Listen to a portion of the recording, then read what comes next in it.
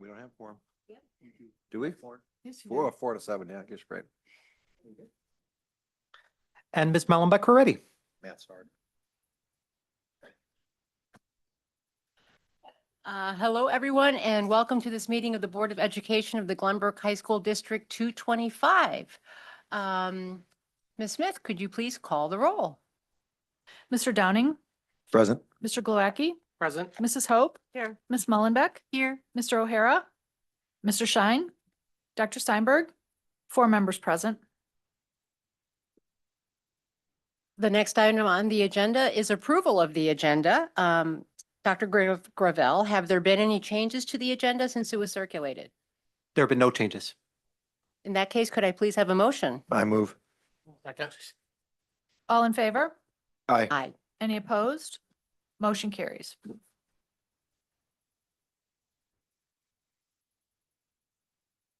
At this time, I'd like to take a brief moment to remember and commemorate one of our beloved employees. This evening, it is with a heavy heart that we pause to remember and honor the life of Ms. Ana Pereira, a beloved member of the Glenbrook South family who passed away on January 11th. Ms. Ana dedicated 23 years to Glenbrook South, inspiring students and staff alike with her love, patience, kindness, and unwavering commitment to the school. She was a graduate of Glenbrook North High School and a current member of our multilingual staff. She was a well-known and beloved member of our school community, having served our district in numerous ways over the years. Her dedication as a family language liaison, as well as her support for staff, students, and families in the student services and dean's offices, special education through IEP meetings, the enrollment office, and at athletic events, made an indelible mark on the Glenbrook community. Her love for this district and its students, staff, and families was evident in all she did. Her loss is devastating to GBS, and she will be deeply missed. At this time, I ask that we observe a moment of silence to honor the life and memory of Ms. Ana Pereira.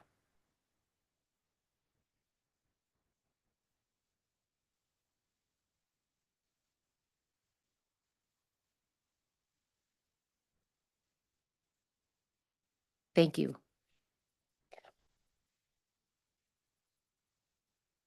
We'll now move on to the superintendent report.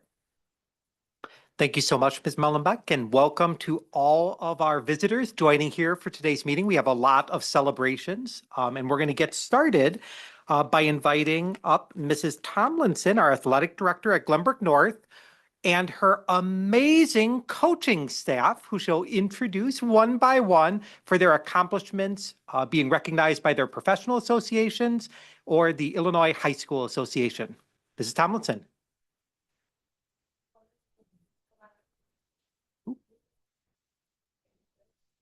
And Molly, I noticed that our mic is not on by you. Mr. Breitag, would you mind sharing your mic with Molly?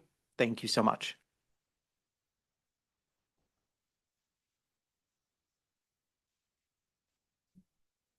Thank you.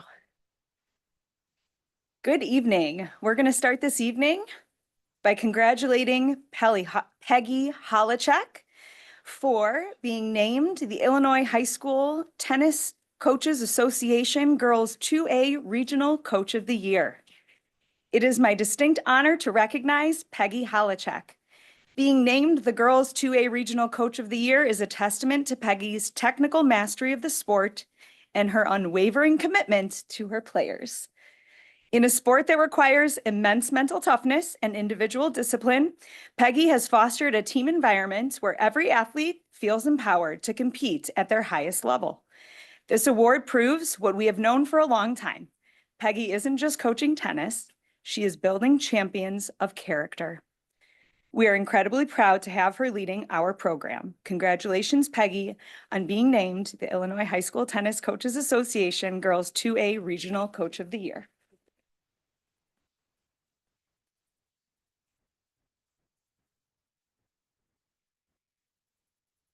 On with the celebrations.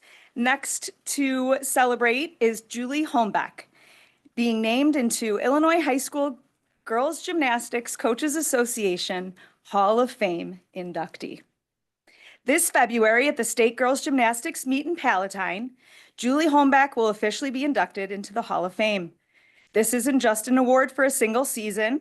It is a lifetime achievement award that recognizes years of dedication, mentorship, and excellence in gymnastics. Julie has spent her career elevating the standards of the sport and shaping the lives of hundreds of young gymnasts. To see her name etched amongst the greatest in Illinois history is a proud moment for our entire community. Julie, we are so grateful for the heart and soul that you've poured into this program. Your influence will be felt here for years to come. Congratulations on getting inducted into the Hall of Fame. Thank you.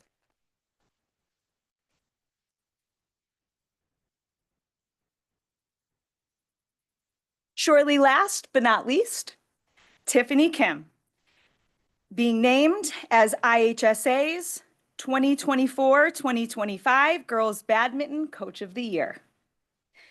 Finally, I'm thrilled to celebrate Tiffany Kim for being named the IHSA Girls Badminton Coach of the Year last year. To be recognized by the state association is one of the highest honors a coach can receive. Tiffany's energy and strategic brilliance have turned our badminton program into a powerhouse of precision and sportsmanship. She has an incredible gift for identifying potential in her athletes and pushing them to exceed even their own expectations. This recognition is well-deserved, and it highlights Tiffany as one of the premier coaches in the state of Illinois. Congratulations, Tiffany, for being named Girls Badminton Coach of the Year.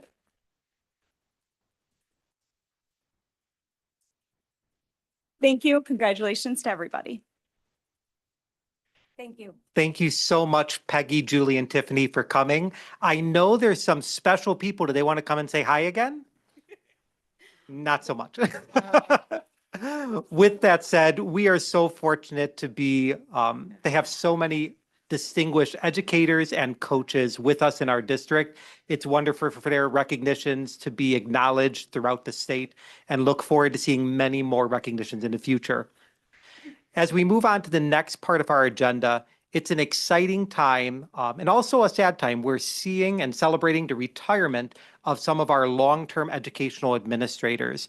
That includes Ms. Dawn Hall, our long-term instructional supervisor for career and technical education at Glenbrook South, and also the retirement of Mr. Jeff Rylander, the science instructional supervisor, also over at Glenbrook South.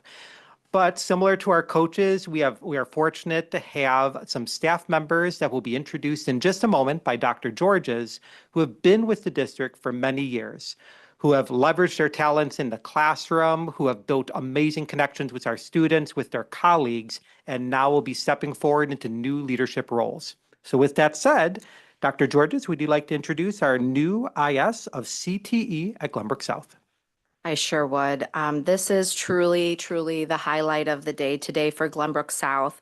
And it is my honor to introduce and announce Mr. Brian Whalen as the next instructional supervisor of career and tech ed at Glenbrook South.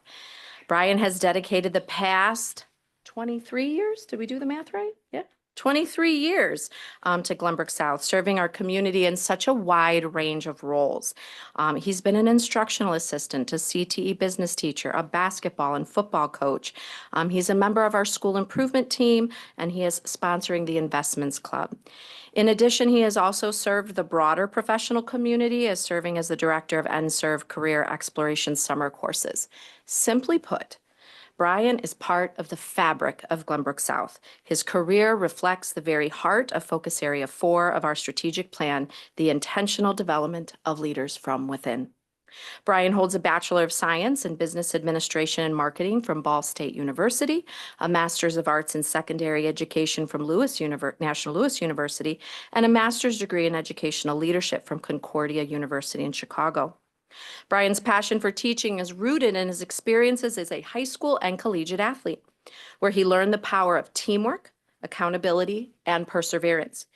Those same values shape his approach to education today, He is a relationship-driven leader who believes strongly in building a culture of belonging, setting clear expectations that are fair but firm, and creating environments where students and staff can thrive. Brian's colleagues describe him as articulate, thoughtful, thorough, steady, and authentic. During interviews, he spoke powerfully about relationships and culture, not as an initiative, but as a norm and way of being. And I get the privilege of experiencing this daily as Brian's classroom is right across the hall from my office. His interactions with students and his classroom culture is a model to others and brings me joy on a daily basis. He's usually my awesome of the day, giggling as he talks to kids as they're coming in. Our administrative team is so grateful for Brian's longstanding commitment to Glenbrook South, and we are excited for the leadership, humility, and vision he is bringing to this next chapter of the CTE department. So please join me in congratulating Mr. Brian Whalen.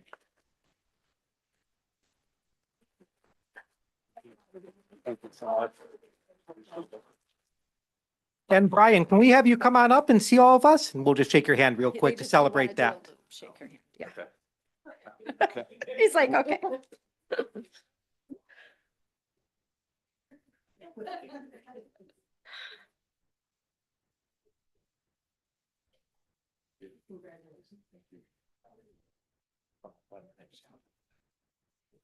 you so much.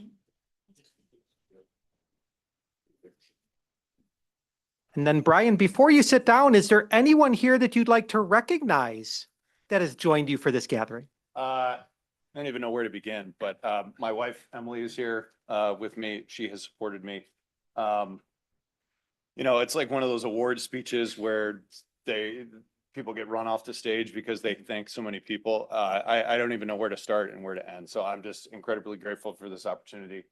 People from my department took time out of their evening to come support me. Dawn, your support all over the years, and our administration, our board. I'm so happy to be in this position. I'm so happy and thrilled to be part of this community. I was a student here. My parents moved here in 1979. This place was part of the reason why they did that. So my kids are going to experience all the great things that the Glenbrooks have to offer. So I can't express the amount of gratitude that I have. So thank you. Congratulations again.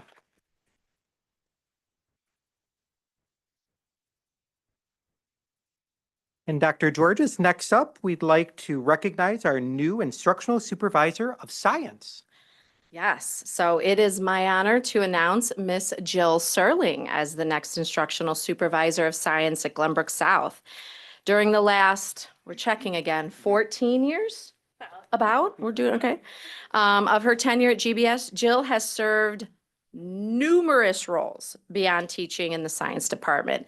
And we're only going to name a few because we only have so many minutes, but she has been the backbone of the Titan Advisory Forum. I am always grateful for her support and leadership on that team. She's been part of our professional learning committee, our student voice committee.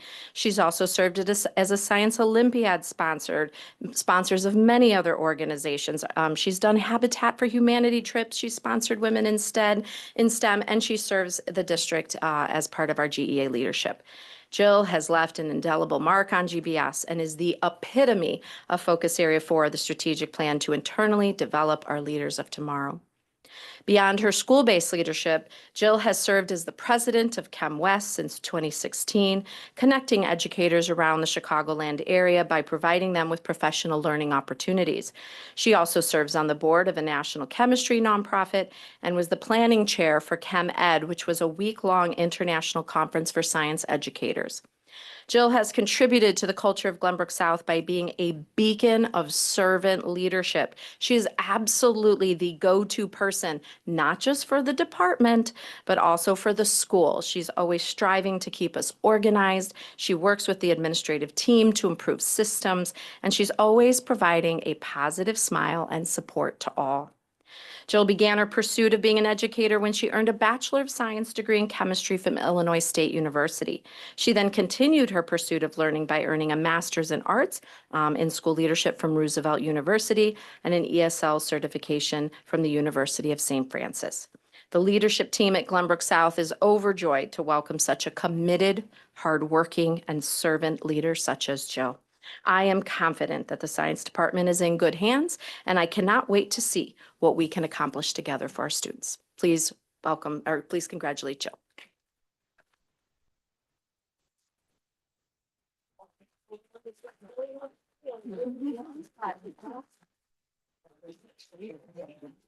That was a surprise. Yeah, oh, Jill. You have a fan club. I like these new competitions.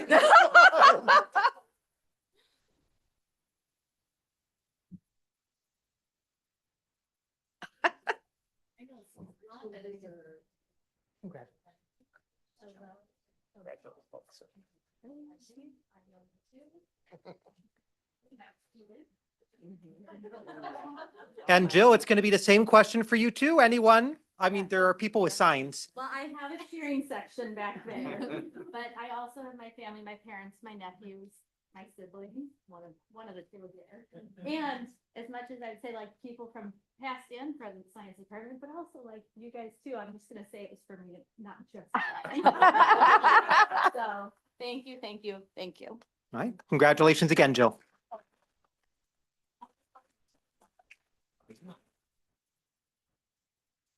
At this point, for those who have been recognized but would desire to continue on perhaps in your agenda this evening, you are welcome to leave. Otherwise, you are welcome to say we have an exciting presentation of the master facility plan, student absenteeism. Look at him go.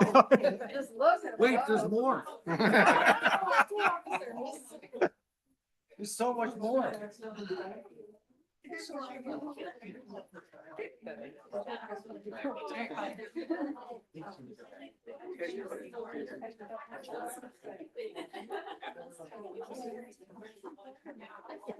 Matt, you would say, right?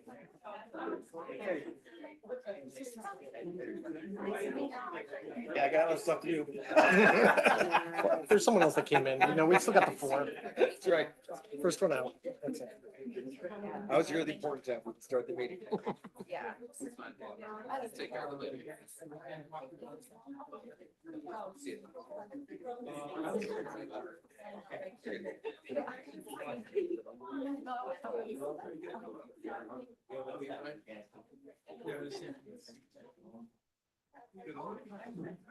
Well, that was terrific. So much fun, and congratulations to our coaches and to our new ISs and to the Glenbrooks for having such wonderful people.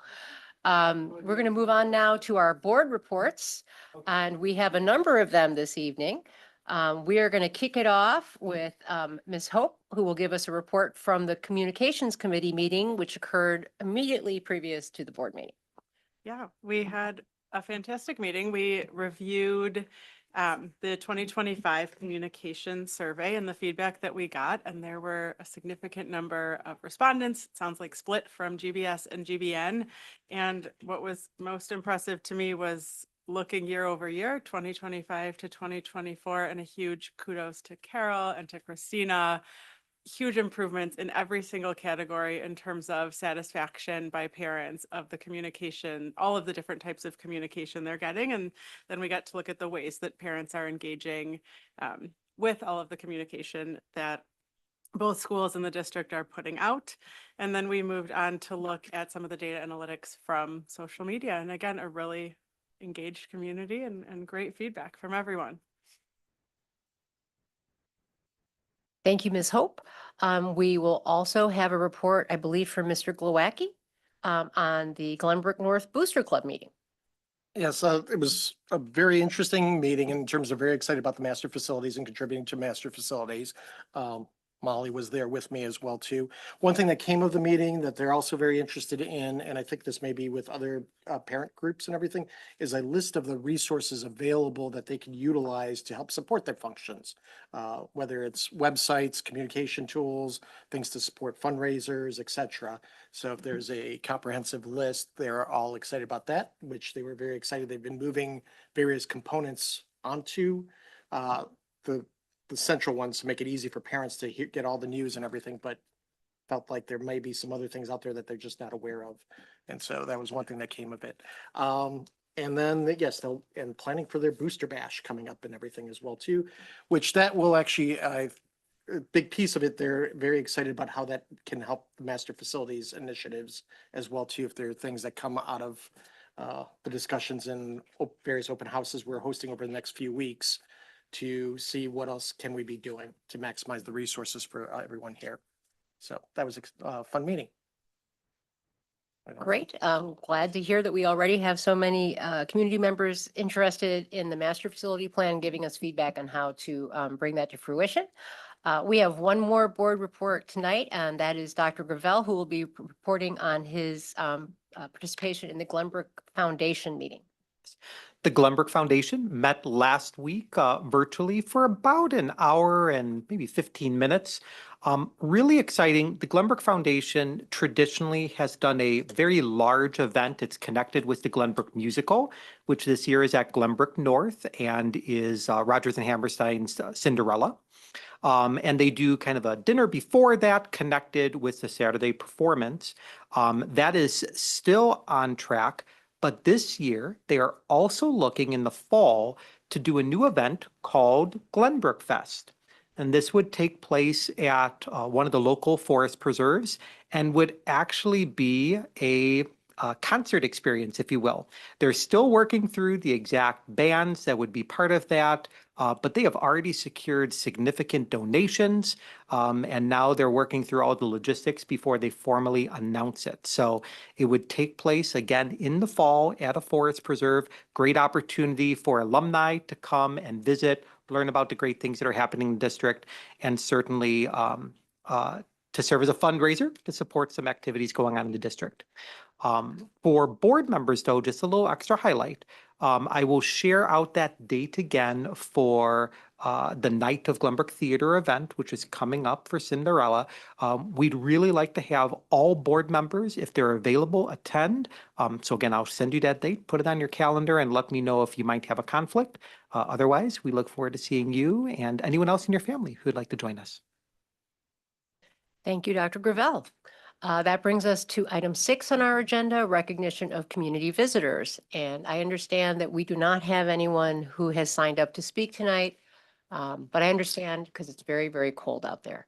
But remember that you can always reach out to us by phone or email if you're not able to come to a meeting.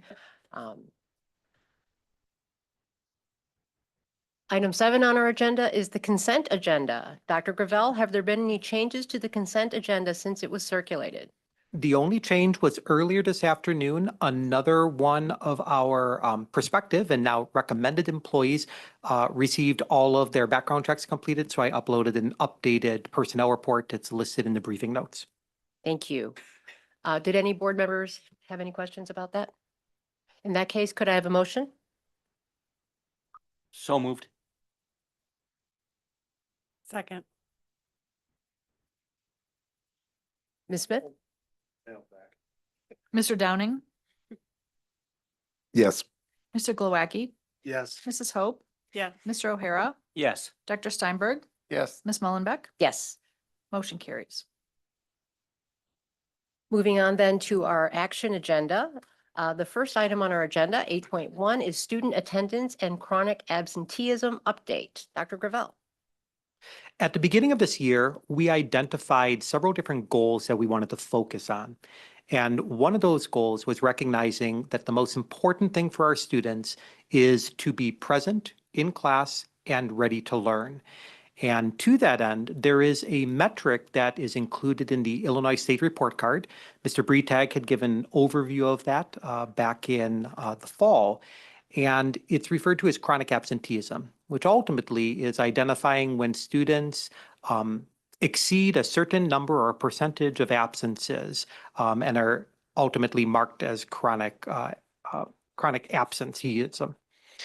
When that happens, we want to work with those students and their families to engage in conversations, to identify if there's any supports that the school can provide, and to ultimately ensure that students are present and ready and able to learn. This evening, very fortunate to have Dr. Cummings, Ms. Conchola, and Ms. Korber, who's going to walk through the different interventions that are in place at Glenbrook South and at Glenbrook North, and then provide a little more context to what might just show up as a metric on the state report card, and give you understanding of what exactly we're doing to ultimately improve that. To that end, Dr. Cummings, you want to kick us off? I would be happy to. I'm excited to introduce Jen Korber and Araceli Canchola, both associate principals at their respective buildings, to share with you some of the very creative ideas that they have come up with in terms of battling some of this chronic absenteeism. No surprise, since COVID, most districts have seen an increase in absenteeism, and I feel like we're starting to come out of that fog a little bit. But what I hope for you tonight is that you can listen and hear some of the creativity that both of these buildings, interventions that they put in place, and then we'll be able to come back to you at a later date to share some of the data from these interventions. So I'm going to turn it over to you, Jen. Right, thank you. So as we shared, chronic absenteeism is for students who miss 10% more of the school year. So that's either excused or unexcused. So we're going to talk about where we stand at both Glenbrook South and Glenbrook North. And the positive that we've seen, that our rate has dropped nearly 4.3 since the height of COVID, which was really nice to see as we look at our rates. With GBS at a higher chronic absenteeism rate than GBN, GBS is currently at about 19% chronically absent, with GBN at about 13% this year. So just to share that information. As Dr. Gravel said, it's really important when we look at student attendance that our students are in class, that they're learning and they are performing to their full potential. So the framework that we used in order to provide interventions for our students is through a multi-tiered system of support. So as we go through it, we're going to talk about tier 1, tier 2, and tier 3 interventions. So tier 1 interventions are for all of our students. They're more preventative. So that's for students who miss less than 5% of the school year. And then early intervention for our students that would be in the yellow there, greater than 5%. And then our students who are chronically absent would be like our intensive interventions that have missed school greater than 10% of the school year. So some of our tier 1 universal prevention that we've been doing is going into this school year, we worked hard and we aligned our state attendance codes, our district attendance codes with the state attendance codes. It was important for us to see why our students were missing, and helping our families and our community understand what is considered by the state to be an excused absence and what is considered not necessarily to be more unexcused. Another thing that we did is in our progress reports, we now include attendance information. So you'll get your students' grade in the class, but also their percentage of attendance, which is nice. And we've gotten a lot of positive feedback from parents as well to be able to see both, because students, as you would know, that are in class more tend to perform better. For communication, students who are unexcused get daily automated notifications, so parents are able to know if their student is unexcused, whether they forgot to call them out, it's a reminder, or just so they know that their student is unaccounted for at school. And our deans each year go into our freshman PE classes to present on attendance and the importance of attendance each and every day. One of the things that GBS has done specifically is they have implemented some hallway checks where their staff and administrators are having some more presence during the passing periods to help reduce the unexcused time out of class and encourage students to get to class. So for our tier 2 interventions, these are our students, again, who miss approximately greater than 5%. We do dean intervention. So our deans at our student support team meetings go through student attendance. We're able to use our Panorama platform to see our students who have missed the most and be able to see where they fall within the tiers. And then they are offering progressive discipline also coupled with support. So sometimes if a student has cut class, they may receive discipline, but also what we want to do is provide wraparound support for the students as well. Try to figure out why they're missing class. And then another new opportunity at GBS, which I'm going to pass it over to Ms. Canchola to talk about, is the addition of attendance interventionists. Good evening. As Jen mentioned, we were lucky last year, Barb and I, when we were reviewing our SIT committee notes, right, and some of the feedback that we had from members from our school improvement team. We wanted to see if there's additional supports and interventions that we can put in place. And one of them was these attendance interventionists. Many schools have them. And so we reached out, the deans and I reached out to a couple of schools just to get an idea of what their attendance interventionists do. So we have a 1.0 FTE, which is, we split it among 4 staff members. And they are first semester, it was their first semester. These are teachers that, again, that we assigned to this role, and they have a huge learning curve and, right, haven't been in the classroom and trying to address the chronic absenteeism. They're like, wow. So we did a lot of onboarding at the very beginning, helping them understand Panorama, and then actually writing intervention plans, creating a caseload. So together they met with, supported 31 students first semester.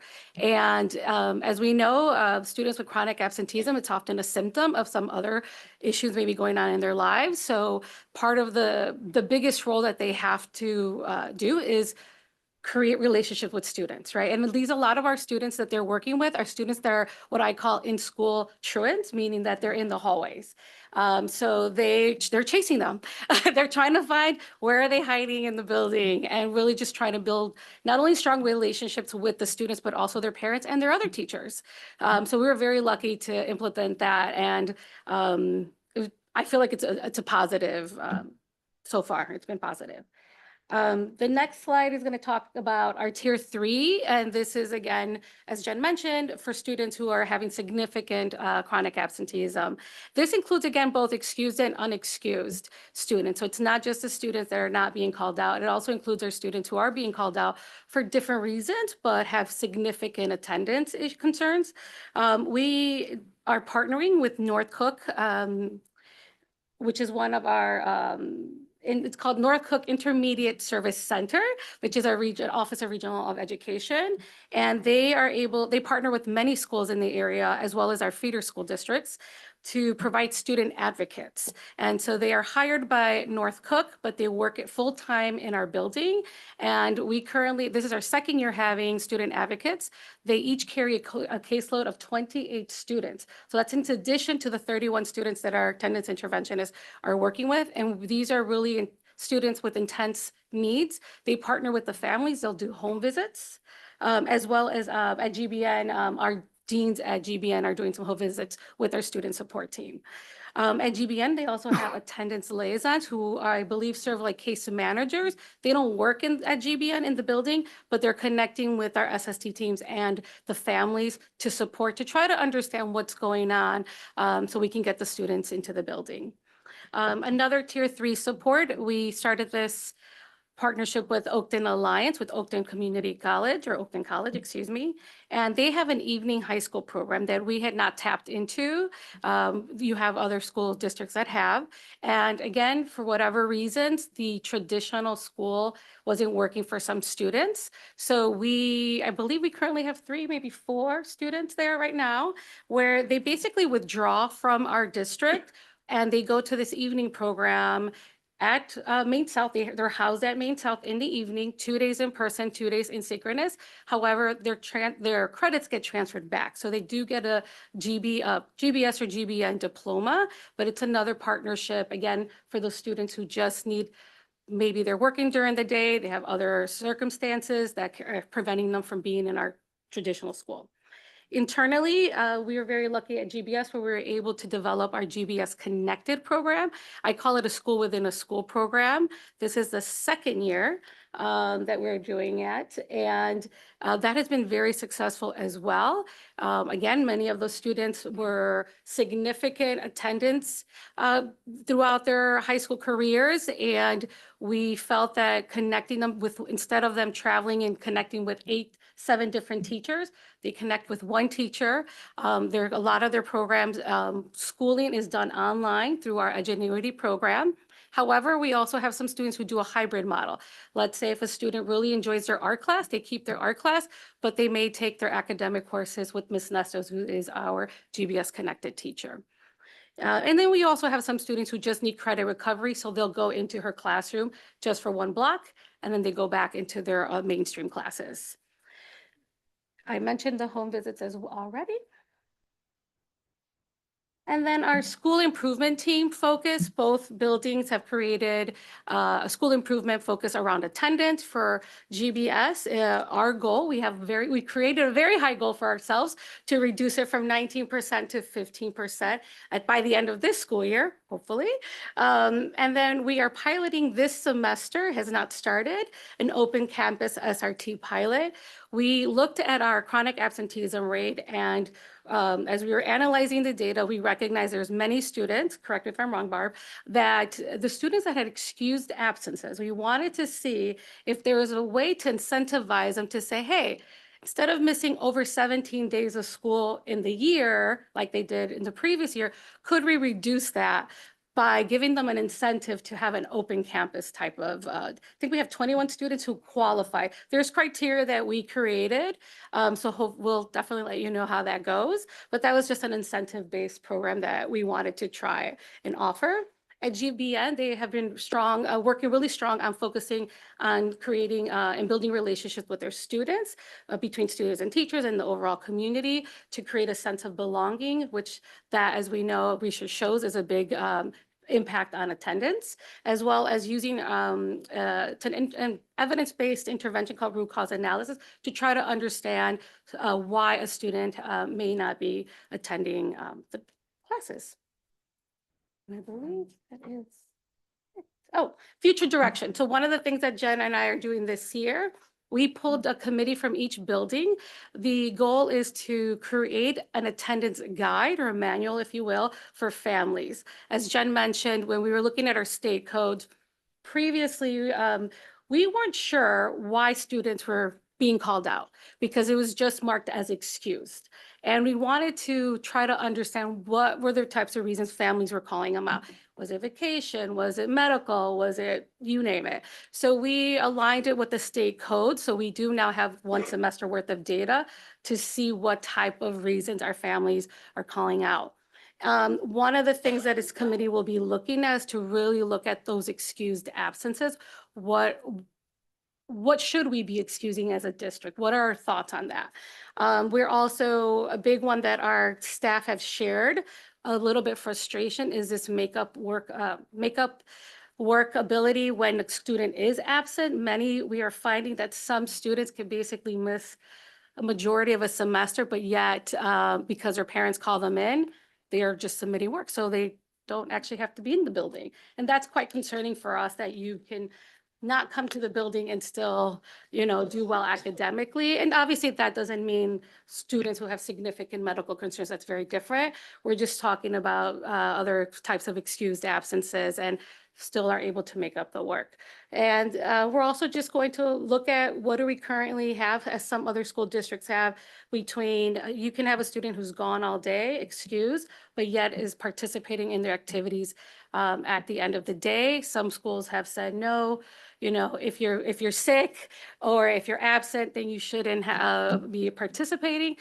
We're taking feedback from different stakeholders to try to understand would that also incentivize our students to come on a regular basis. Hopefully we can have that out by the fall. So, thank you. I don't know if you have questions. Thank you. Board members, any questions? We'll start with Mr. Glowacki. Can you refresh my memory regarding excused? Because from what I recall, the data when we were looking at this earlier, the numbers went up senior year. Yes. That was quite a bit That is where we true. saw a lot of the absence, and a lot of them were excused. Yes. So, they're doing college tours, they're on varsity teams, they're in competitions across the state and nationally. Are those all considered excused absences? Do they still factor in now that you looked at the table and compared it to what Illinois was attributing? Are we in alignment? Is that creating an issue because our kids are so involved in so many things? So the state still considers any type of excused absence as part of a chronic absenteeism report and the data. So there's a difference between excused and unexcused. That all compiles, comes together, that is our chronic absenteeism. And then there's obviously the chronic truancy rate, which is only unexcused. But for the state, they count those as excused absences as well as part of the chronic absenteeism. So if you have a family who's out on vacation or significant trips for awards and whatnot, and let's say out of 177 days, they're missing 17 days, that once they hit 18, it puts them on a chronic absenteeism list. So I guess my concern is we're a wonderful program, but Yeah. I wonder if what we're dealing with comparing to these other schools may not be a fit for what we actually have as the Mhm. underlying issue here, which is we have very highly accomplished individuals, highly involved, that the community and others is getting them into various programs that are taking them outside, and yet the rest of the state hasn't caught up to what we're doing. And so are we missing the true issue that we're wrestling with? Yeah, So and I just to we be would have to mindful of look at the breaking that reg data data. down Yeah. and keeping that mindful, because I'd hate to start creating policies and everything on bits and pieces of what really may not fit for us. And I would just take anecdotally, I would say that number of that students is probably very small compared to other reasons. Now that we actually have codes this semester, we could actually look at it to see what percentage of our students were out because of conferences or, trips for sports and things like that. I would say that's a little bit lower for us at GBS. I can't speak to GBN. I don't think it's the 300 and kids that are on our list. Yeah, and I just want, so you guys know, we're not looking to consequence Yeah. those students. We want them to be part of these, experiences. That is what makes them who they are. And so they're not receiving consequences for that. We are approving these absences. They are excused, but they do affect our chronically absent. Right. Yeah.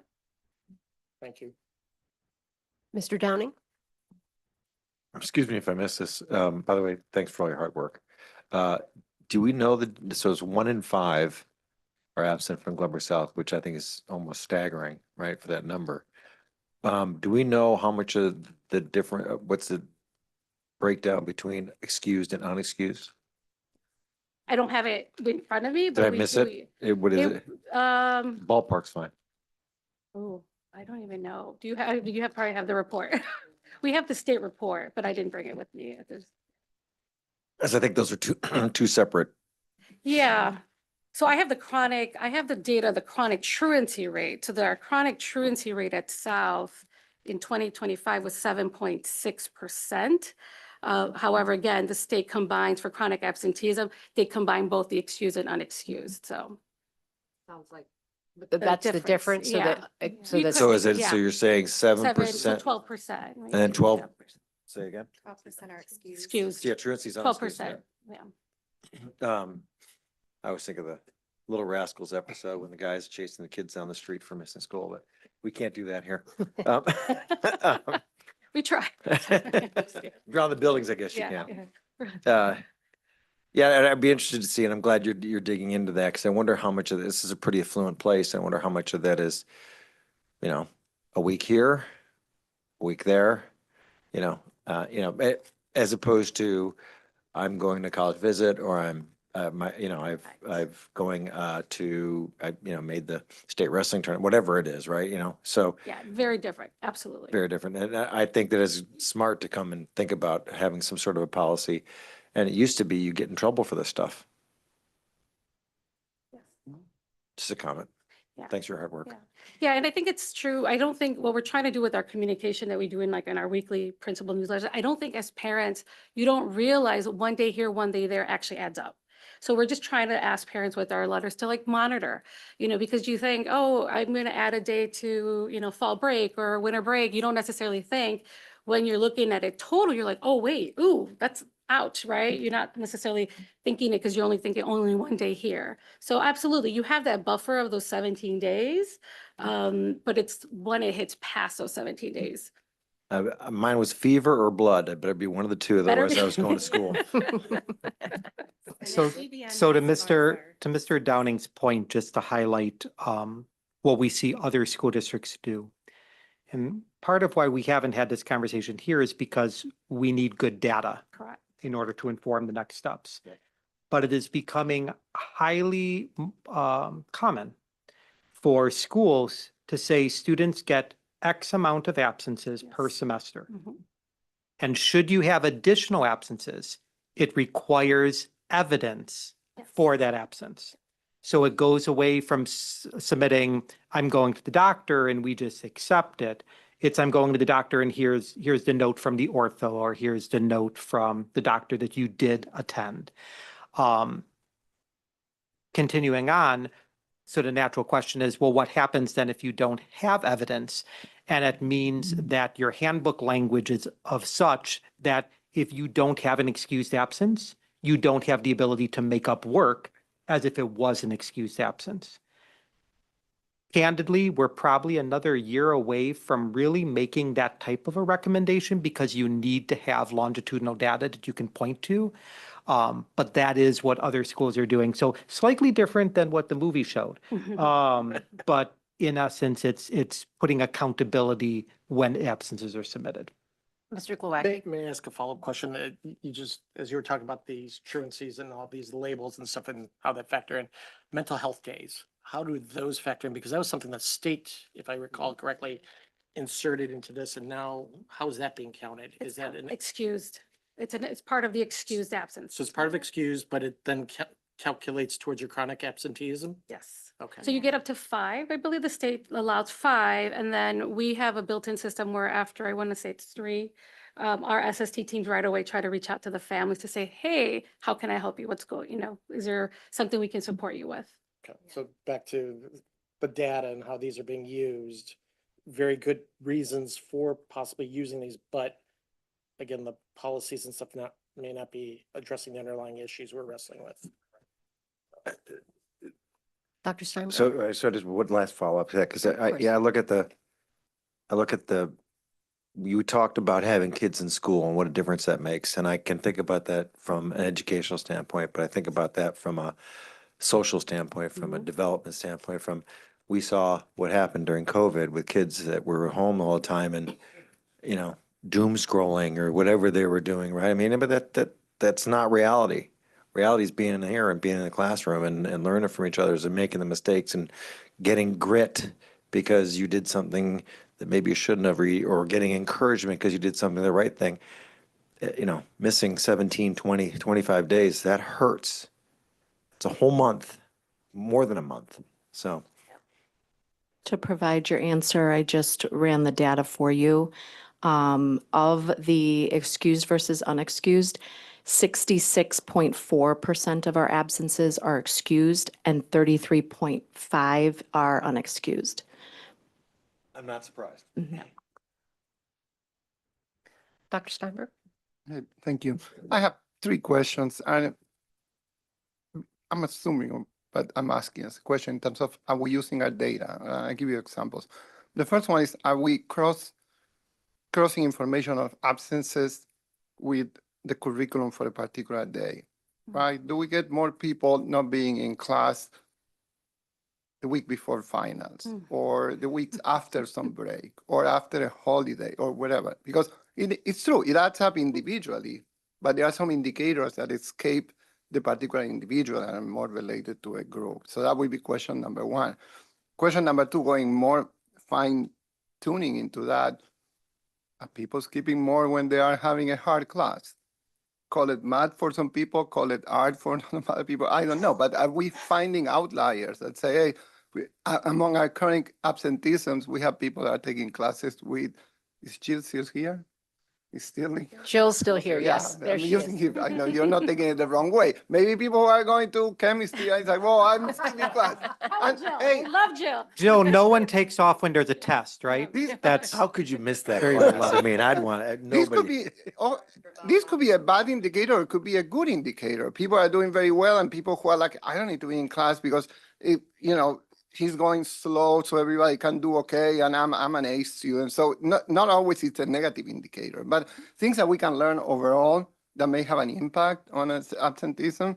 So I said 3 things. So there was the third thing, which of course right now I forgot, but it will come up later. I'll let you answer any of those 2. Yeah, Thank definitely trends. There are definitely trends when we review our attendance data, and Panorama allows us to look at, like, on a daily basis, do we have great attendance? Yes, usually around holidays. the day before for sure. You know, always we know like, or sometimes it's a full day, sometimes it's like right at noon, everyone's being called out. And then there's also, I think part of, at GBS, part of what our attendance interventionists and student advocates, they are getting that information in terms of also like the root cause analysis, trying to understand on an individual basis what's going on. Tell me more about, I see that there's a pattern here that you're always missing this particular class.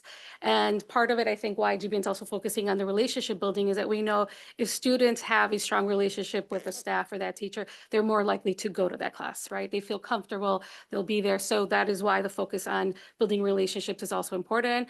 That is also why we want our attendance interventionists and advocates to help a student navigate that. So if I can connect with you and build a relationship with you, how can I leverage that to then help you connect with your teacher?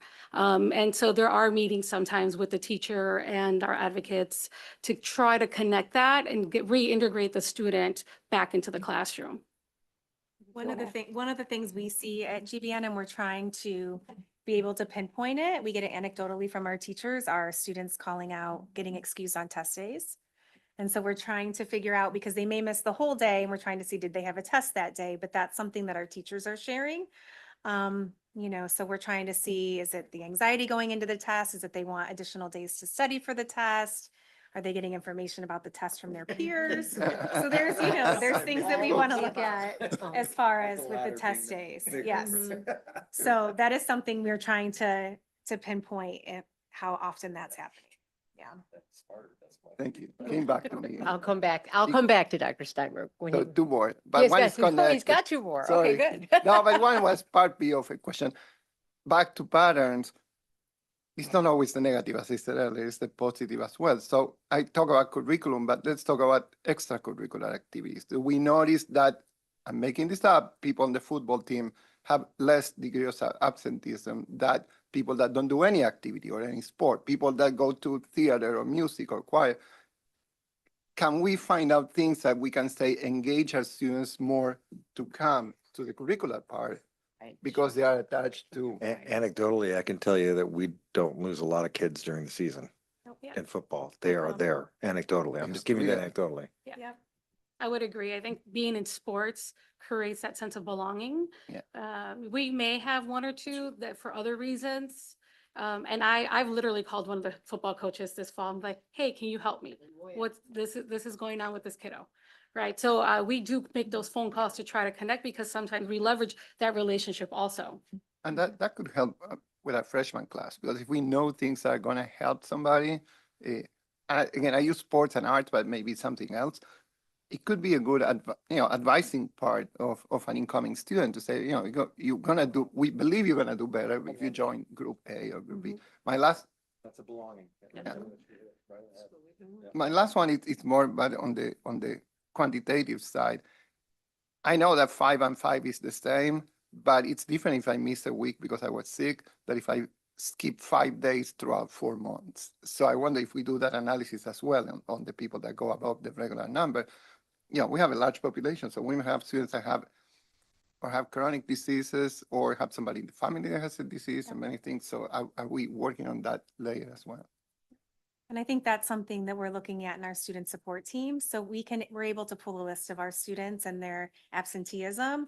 And a lot of times you'll know exactly, oh, the student, was out with mono for 2 weeks. So they're going to be on the list. We know that's a valid reason, but when we see a student that we have no idea, those are the ones that we're really worried about.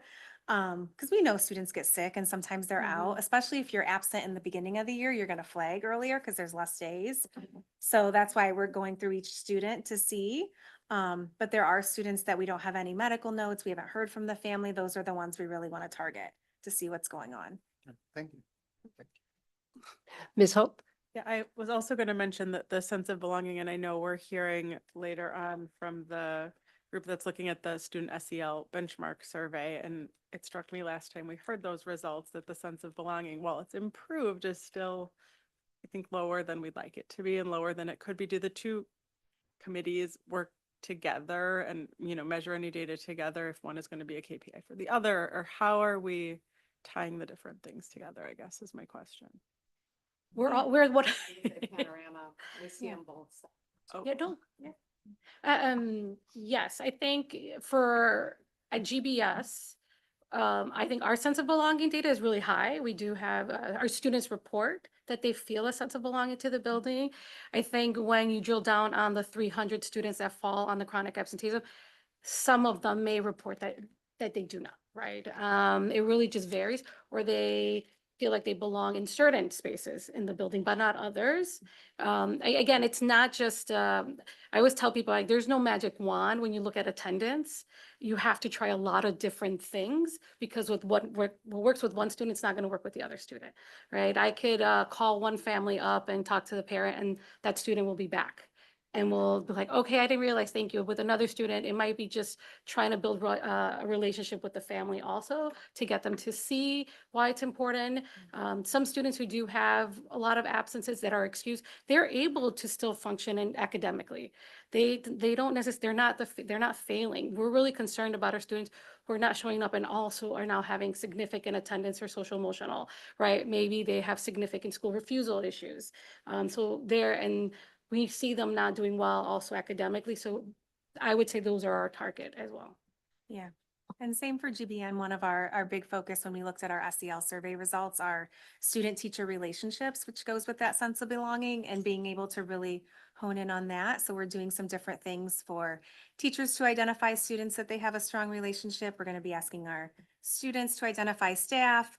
So I think we're really trying to make sure that each and every one of our students has somebody at school that they could go to or talk to if they were experiencing a difficult situation. Mr. O'Hare? Oh, thank you, guys. This looks like a lot of work, frankly, a lot of legwork. I mean, you got to track down each one. You said each call is individual. I love what you said about not being as concerned about the students who are succeeding, because I just want to make sure I understand why we're doing all this work. And my understanding is we're trying to help the children graduate graduate with a degree and move on with life, right? And so I guess a couple of things I'd be curious about is there a graduation rate difference between the excused and the unexcused absences? You mentioned the 300, so by your numbers, about 200 of those kids are excused in that chronic absenteeism. And if they're all graduating and doing okay, you got to ask yourself, I should really be focusing on, as you said, I really don't care what the state worries about in some ways, because our job is, the state is looking at the state. And so they're worried about other high schools that have more issues than we do in some ways. So for me, it's very important that you guys focus like you are. And I love that fact. The fact you mentioned that is awesome. Yeah, that's all I have for you guys. Thank you. Thank you for this. I know this is a difficult problem that we've been struggling with for a while, and it's great to hear that you're coming at it from a lot of different directions. And I think all the different suggestions that the board members have made is really interesting, to different lenses to look at this problem through. But I guess the thing that I keep coming back to, and I know we got educated on, the board got educated on this concept a little bit more, and there's just, it all rolls up, and again, maybe we don't care about the state's definition so much, but it all rolls up into one number, right? Absenteeism, excused or unexcused. But the parental mind, or at least my parental mind, goes to, as long as it's excused, it's okay, right? It sounds fine. I called them out. I had a doctor's note. I did all this. Maybe we need to do a little reset in people's perceptions of, is it really okay to not have your kid in school 19 days out of the school year, even if it's all for good reasons? Should we be focusing on the really good reasons, as opposed to the things that you probably could get by with the kid could go to school that day, but for convenience sake or whatever reason, and you're going to call them out, so it's not a problem. It is a problem still, because we know the data shows that, right? That I'm assuming there's correlation, that you said that, most students who don't attend class are going to do worse than they would than if they did attend class, right? So even if they're doing okay, even if they're still graduating, they may not be reaching their full potential. So I'm wondering how we might be able to message to families that just calling your kid out and saying it's excused doesn't make it okay, for lack of a better way of putting it. And also, so that's just a thought I have, I guess, and I'm sure that's something you all are thinking about. I know you were working on getting that information to parents and giving them these updates on, because as you say, probably some people are just kind of losing track of what's Yeah, happening and we throughout give the them year. suggestions in our weekly newsletter. We're like, Yeah. oh, please consider late start Wednesday is a great time for your Yes. doctor's appointment. Right. Like in our letter, we try to give them different suggestions. Yeah. To say, instead of, missing a blocker here, use our late starts, right? 9 o'clock, you can get those early appointments, use the school-based health center. Right. Because the students can just walk into during like their SRT or lunch. So we try to give them different ways. This year specifically, we're trying to message, hey, yes, I have my calling, like, save up your 17 days Right. for like the special trips or the, Right. conferences, college visits. Right, and if you whatnot. got a doctor's appointment at 8 o'clock in the morning, don't take the whole day off. Go to school Correct. after that. Yeah, exactly. But I mean, to me, the numbers that also jump out to me is when you talk, if we say GBS 19%, isn't that 600 kids? I was looking at what our current chronic absenteeism, Oh, not the state one. Yeah, I sorry, see, yeah. sorry. So I'm just saying, that's a lot of It's a lot of kids. kids, yes, It's a yes, big yes. number. And then when we look at the very focused interventions, we're talking about a few dozen, really. So to me, it feels like the low-hanging fruit of this, when you look at the 66% of those being excused absences, is the easy, the people whose parents are not even calling them out, the kids whose parents are not calling them out because they don't, that's going to be hard. They don't even think they need to call the kids out, right? The kids whose parents are calling them out 66% of the, of the time for their absences, they might just, I mean, it seems like that's the audience that you could maybe really get some traction with. So that's just my suggestion. But as I say, it's an intractable issue, I think, in some parts, but, coming at it from every angle is the And way I that. think that's why we really want to come up with our parent handbook for attendance and really help to make our community knowledgeable of what is chronic absenteeism. And just so that before a parent goes to call them out, just to be knowledgeable of how much that does truly impact their student. Yeah. Social, emotionally, academically, just what is it considered? And I don't think parents want their student to be chronically absent. Sure. I guarantee they don't, but sometimes it's easier than to push through or just giving them the tools that they need to make sure their students at school.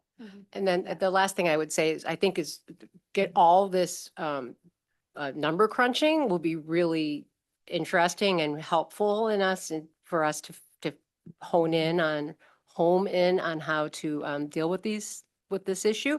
But I'm really interested in what Dr. Gravel had to say about what other schools in neighboring districts are doing, because it sounds like they have a very different approach than what we've taken, which seems pretty laissez-faire kind of. And, when you have something like this, that is really, a big problem that we are trying to really address, I think it is worthwhile to look at what other districts are doing and have been successful with, because maybe our system that we've used for so long is just not meeting the moment. Yeah. And one of the things so for like our committees that are looking, we actually research other schools to see who has a guide, what is their attendance policy state, what is their makeup work policy state. So we have that data that our committee was looking at when they were coming up with ideas of how we can create this guide. And speaking to like that 66%, very true. That's what our school improvement team found when we were looking at the data. They're like, we need to focus because those are the kids that we can probably move and get them go down less to 17 days. We're like, all we're asking you is to go below the 17 days, right? As well as that incentive program that we can say, hey, help us out. Let's work together and partner. So we just keep track of your absences. Yeah. Well, this is great, and I can't get called out at work 17 days. I Yeah. can't, can I? Speaking of the Can I? real So if world. we're getting ready for the real world, I'm just saying.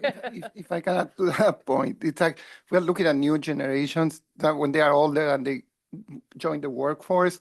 And I remember as a parent, I used to sometimes get upset of some of my kids not studying for an exam because they say, well, I already did the numbers and it won't change my final grade, so I may as well not study. It's like, and we unintentionally creating that habit of I have my own judgment. If if there's a value of me showing up. And today it's high school, but tomorrow it's gonna be college where parents are not even around. And then the next day it's gonna be the workforce. And it's like, well, I'm done with the deadline. I'm not showing up tomorrow. And maybe, yeah, I don't have anything to contribute to my own work, but we have other people depending on me as a supervisor, or as a colleague, or as somebody reporting to somebody else. So I know we didn't invent the problem, we shouldn't be solving it, but are these subliminal messages that they are getting at an age when kids are socializing more and being more aware of being part of a society. And believe me, I talk a lot with people, at the end of college that they are inserting into the workforce. And these are most of the common problems of managers. The people don't know I didn't have to show up on time in the morning. I thought it was the same if I came 10 minutes later because everybody comes at any given time. Or tomorrow I have a match of something, so I'm going to take the day off so I'm more relaxed. And I'm not criticizing, every generation has its own things, but habits that start percolating into people's minds. Yeah, and I think our goal is we don't want to shame students and we don't want to shame our families. We're just saying, partner with us. Let's work together to figure out how we can support you. That's usually a better approach. Mr. Glowacki. In the spirit of this partnership, we just approved 5 trips today for nearly 100 students with several excused days, if I'm not from the Glenbrook South baseball team. I'll take this question. To the chess team and others in business program. May I suggest that those forms get updated to start indicating at least the days that are impacted with excused days from a board that we can at least be knowledgeable of it, we're including costs and everything, but to this point, these are kind of what you're wrestling with, and it's that 66% you were talking about. But we And don't have some, a clue what like we this said, impact is. there should be a spectrum, I would think, in the mind of the parent who's choosing, whether to excuse their child. Like, they're going to the state chess tournament. Yes. They're not going to school because, they finished their doctor's appointment at 9:30 and they might as well stay home. That's much lower on the list, right? So just. So I'm clear, our focus is the kids who are having trouble? Or are we focusing on just getting our number down by getting the low hanging fruit of the ones who aren't having trouble? I want to make sure I understand. To be very clear, we are focused on every student's attendance. Yes. We want all of our students in school ready and able to learn. When we are looking at allocating our resources, limits of 28 on a caseload, 30 some for others, we have to target those based on the students who best will be served by those interventions. And that's where we'll target a variety of different populations. To provide a little more perspective on how that might look in a future year, which might be better than mid-year, I have a note here to bring back before the school report card comes out, but after the end of the school year, we'll give an understanding or an update on where our data is. And that'll be really important because as part of our strategic plan, and this goal is not going away, very grateful that both school improvement teams focused on addressing chronic absenteeism. We're going to want to have clear measurements on what our goal is for the next year. And so we'll present where our data falls, where specifically we're going to target, and how resource allocation is going to be geared to that. And we'll bring that back to the board. So I think what all this is saying is that this is a multifactorial problem and therefore it needs a whole lot of different approaches. And we're addressing different cohorts within this 20, or for GBS 19%, or for the district, 16.5%. You can slice and dice it a lot of different ways, and each of those different subsets needs to have a different strategy. Yep. So good luck with that. Thank you so much. Thank you. Thank you. Okay, next on our discussion action agenda is award of bids for our summer 26 capital projects. Love that. Dr. Patak is going to present an overview with some very good news, and that's all I will say. Thank you, RJ. As a reminder, back in the fall, we presented the board with a list of recommended capital projects to be completed the summer of 2026. And at that time, the board authorized us to work with our architect to create bid specifications and put everything out to bid, which we did. And the estimate we had brought to you back in the fall was about 8.7 million. In reality, our bids came in almost $2 million under budget. So a significant difference there. And there's a few reasons why. But in your packet and also up on the screen, we have a summary of all of our summer bids. Across the top are the projects. So just to remind you, the work we're doing this summer, we have roof replacement at GBS. We have a lot of bathrooms at GBS. If you remember, the scope of our bathroom work doubled. Originally, we had planned on doing just the west academic wing, the first and the second floor bathrooms, and that ended up getting expanded in scope to also do the east wing as well. And that was based on conversations we had at the facility committee meeting to go ahead and get pricing for both areas, which we did.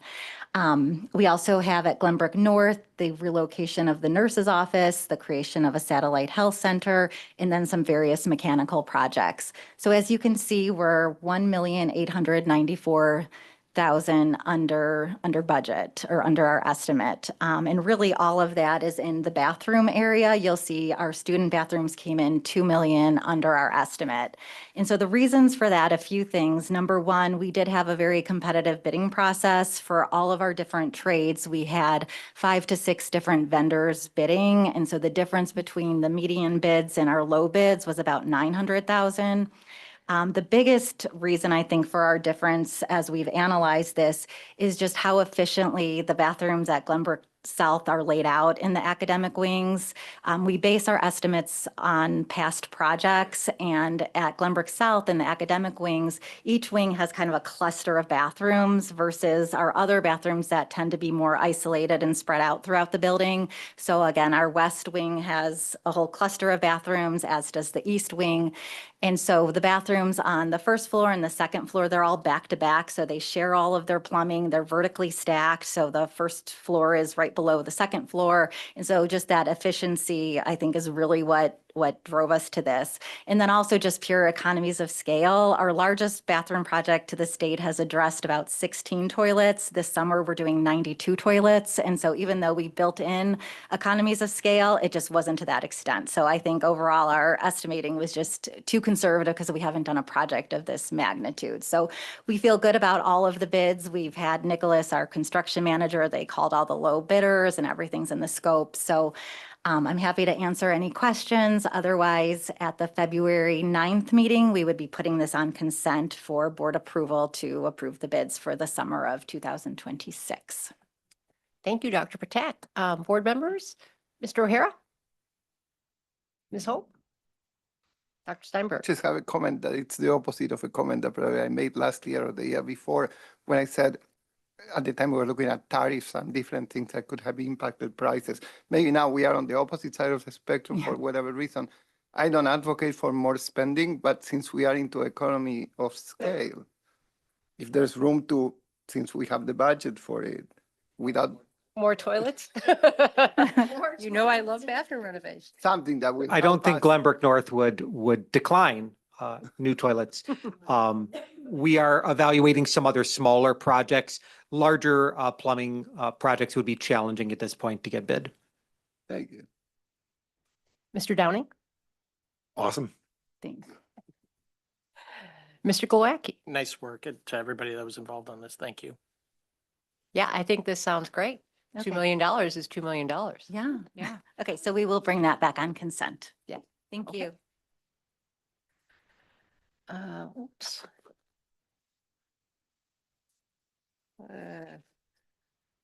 Let's see. Talking about capital projects, we are going to have a presentation on our 27 to 36 master facility plan.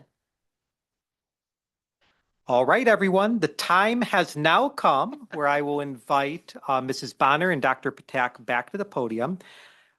Just to kind of frame this for everyone, developing a multi-year facility plan like the one we're presenting tonight is a routine and responsible practice in all of Illinois public schools.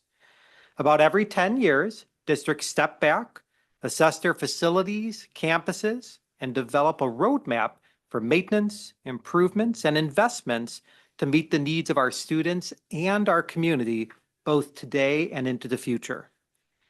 At Glenbrook, the work matters because our facilities are really not just buildings. They're learning environments and community spaces where students grow in every way. And our facilities are most certainly not only utilized by just our high school students, but our elementary students and our community members all the way into adulthood. A well-developed facility plan helps ensure our schools remain safe, well-maintained, and positioned to sustain educational excellence that our community has valued since 1947, supporting the continued success and, yes, our recognition as the #1 school district in Illinois. It is also part of what makes Glenview and Northbrook a place where so many of our graduates return as homeowners, later as parents, grandparents, and even great-grandparents. What distinguishes the facility plan you will learn about this evening from so many others is that we have prevented a backlog of deferred maintenance from ever accumulating, and instead taken an approach to proactively address areas of concern while also modernizing our facilities strategically and responsibly to meet the needs of our Spartans and Titans, which continue to evolve and change every year. Just a few moments ago, we heard Dr. Patak share a few examples of this work, including the expansion of the Glenbrook School Health Center, which will open at Glenbrook North next year, and a complete renovation of a few student and staff bathrooms at Glenbrook South. Together with the floor-to-ceiling classroom renovations completed over the past 5 years, these projects reflect our ongoing commitment to safe, welcoming, and future-ready learning environments for every student and staff. And from a financial perspective, by annually allocating dedicated resources within our budget, we have learned to live within our means while maintaining our facilities in a thoughtful and sustainable way. The steady approach has put us in an excellent position for the next phase of our work. We are now able to renew our existing debt for the next 10 years, leverage our AAA bond rating to access the lowest available interest rates, and do so without increasing burden on our taxpayers. With that context, I'd like to turn the presentation over to Mrs. Bonner and Dr. Patak, who will walk us through the master facility plan in detail, including how it was developed, what it prioritizes, and how it positions Glenbrook for the decade ahead. Mrs. Bonner? Thank you, Dr. Gravel. All right, so tonight we look forward to providing you with a high-level view of the master facility plan process. This presentation is a culmination of nearly 2 years of discovery and discussion about what the 2027 to 2036 master facility plan will entail. Mr. Casey Wright from Glenbrook South, Dr. Patak, Dr. Gravel, and I presented this information in much greater detail to Finance and Facility Committee members on multiple occasions over the past few years in order to receive the feedback that we incorporated into tonight's presentation. Our board members took great interest in this topic. You could hear it with Ms. Mullenbeck when she realized we were transitioning to the master facility plan this evening. And they provided clear expectations and a keen eye on the positive impact this plan will have on the community. Tonight's presentation is intentionally at a higher level, given that we have spent so much time with our facility and finance committee members going into much more detail. So, our master facility plan. Every 10 years, as Dr. Gravel said, schools in the state of Illinois are required to complete a life safety survey, and that really kicks off our master plan facility process. The survey has to be completed by a licensed architect, and in our case, Archon, who has been our district architect for the past 3 decades. Archon works very closely with our longtime construction management company, Nicholas and Associates, while enlisting insight from our buildings and grounds team, our building administration, and our district administration to provide a detailed view of our buildings and campuses. Archon and Nicholas together helped us identify a collection of projects for this master facility plan that will be sequenced over a 10-year period of time. Our process started 2 years ago and went wall to wall from the inside out and the outside in, reviewing 1.3 million square feet across 4 buildings and 128 acres of campus in order to gain a complete picture, not just a list of individual priorities, but how needs connect across entire campuses. To make the plan truly comprehensive, we also included facility enhancements that support students and programs across the 4 A's. And we're really, really fortunate in this process. We've been working with the same architect, Archon, and the same construction manager, Nicholas and Associates, for many years. That consistency gives us a lot of history, a lot of continuity, and expertise as we plan ahead. We're also poised for success with our master facility plan, thanks to the steady presence and expertise of our Director of Operations, Dr. Kim Patak. Dr. Patak has overseen all of our major modernization projects for over 20 years, and will continue to do so in this master facility plan. With that, I'd like Dr. Patak to come up and review the components of the plan. Mhm. We'll trade binders. Yeah. Okay. The projects identified in our 10-year master facility plan fall into 2 main categories. We have our life safety infrastructure and enhancements. Life safety infrastructure represents all of the critical systems that we need to keep our buildings open and running. As RJ said earlier, we're very fortunate that we don't have a backlog in these areas. We've been very proactive. This is a category where you will see things like our roof systems, mechanical systems, flooring, and then also a lot of our exterior structures, such as parking lots, our existing stadium turf, which is approaching 15 years in age, and bleacher replacement. And again, nothing that you'll see in the plan is in an emergency situation. Rather, these are items that are due for replacement as part of their natural cycle over the next 10 years. The second category represents our enhancements, and these are our larger projects that are more visible and that support the larger student overall experience. As RJ mentioned, we've done a lot of work over the last several years on the interior of our buildings. We spent a lot on our massive classroom renovations and our health centers. And so given that, the first few years of the plan, you'll see a much heavier focus on our exterior campuses. 2 projects included in the first part of the plan are enhancements to our outdoor stadiums and also converting more of our grass fields over to turf fields. The plan also includes modernization of common spaces such as our cafeterias and libraries, and also addressing specialty classrooms, which we did not address during our total classroom initiative. So those would be spaces like our culinary labs. We also, as part of the plan, will be finishing our restroom renovations and also moving on to locker room renovations. So with that, I'm going to turn it back over to Lauren, who's going to talk a little bit about the enhancements you'll see in the beginning years of the plan. So this slide is a look into the future, and I always like to add the caveat that these are renderings, these are conceptual. This may not be where we land, but this is the exciting stuff of the master facility plan. So as Dr. Patak mentioned, over the last 10 years, much of our focus has been on enhancing the interior of our building, right? We have some of the best classrooms compared to our comparable schools. What you'll see in the first part of this new plan is a shift to the outside, especially our stadiums and athletic fields. There's a heavier focus on exterior projects like improving our stadium outbuildings, converting more grass fields to turf, and addressing aging items like our bleachers and our press boxes. In fact, one of our board members in one of our more recent meetings shared a unique perspective that we've looked at our campuses, I think it was you, Mr. Glowacki, from the outside in, and now we're looking at them from the inside out. So we're focusing on that outdoor. So as part of that stadium project at both campuses, we're exploring targeted upgrades that improve the experience for our students and the community. For instance, at GBN, a priority that's emerged through feedback of that stadium project is improving the stadium entrance. The flow doesn't work. The spacing doesn't work. Finding the entrance to begin with is just not quite what we would want our experience to be for our community members. So we're exploring whether or not we need to simply just move where our entrance is at Glenbrook North. For both schools, we're looking at bleacher capacity. Is it adequate? If not, this is the time as part of this project to expand that capacity. Do our booster clubs and our individual teams, buildings and grounds, do they have the storage they need incorporated into the footprint of the stadium? If not, this is the time for us to address that. So we want to keep both schools in mind as we do this. And for both schools, as we explore additional turf fields, we're also thinking about restroom accessibility because tonight's theme apparently is bathrooms. So right now, we're gathering a lot of stakeholder feedback and input, and then we're fine tuning these drawings that you see in front of you.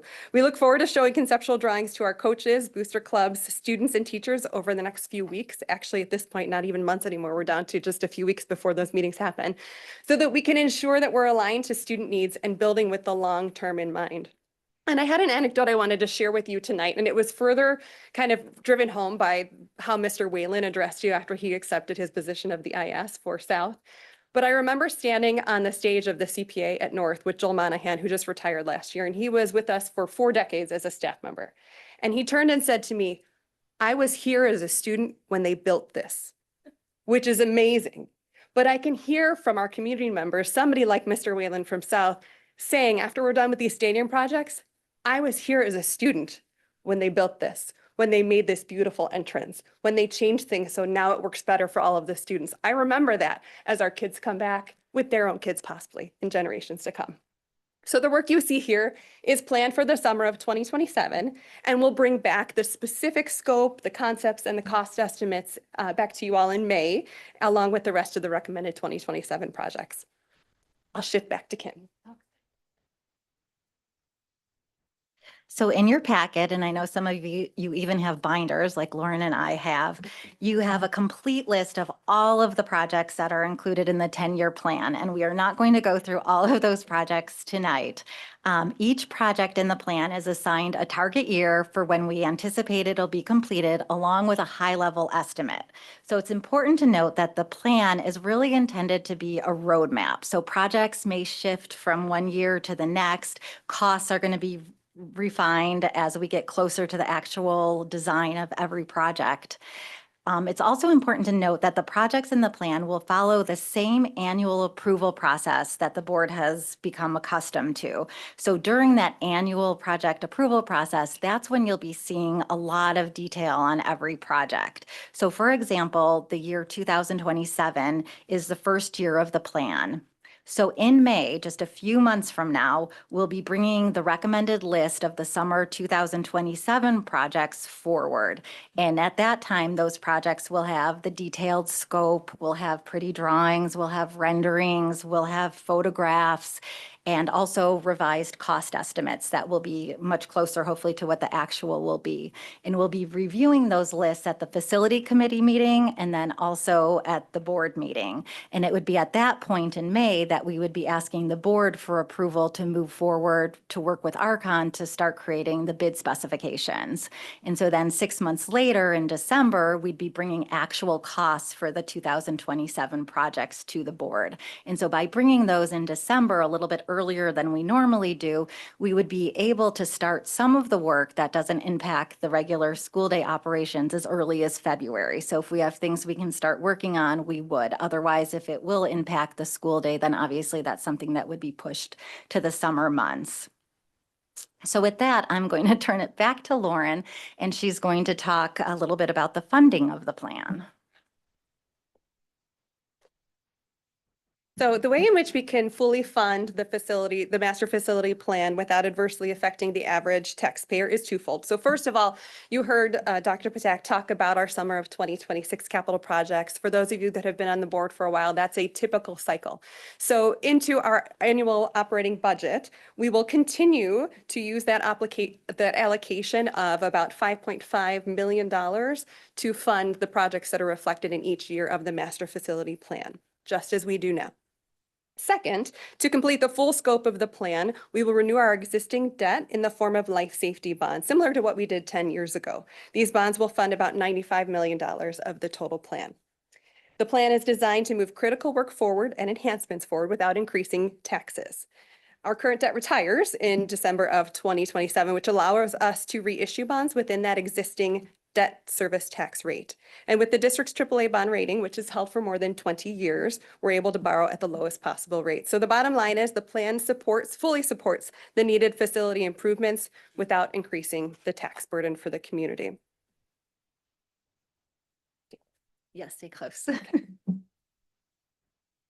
you, I didn't move it. Okay, so just to recap on the next steps.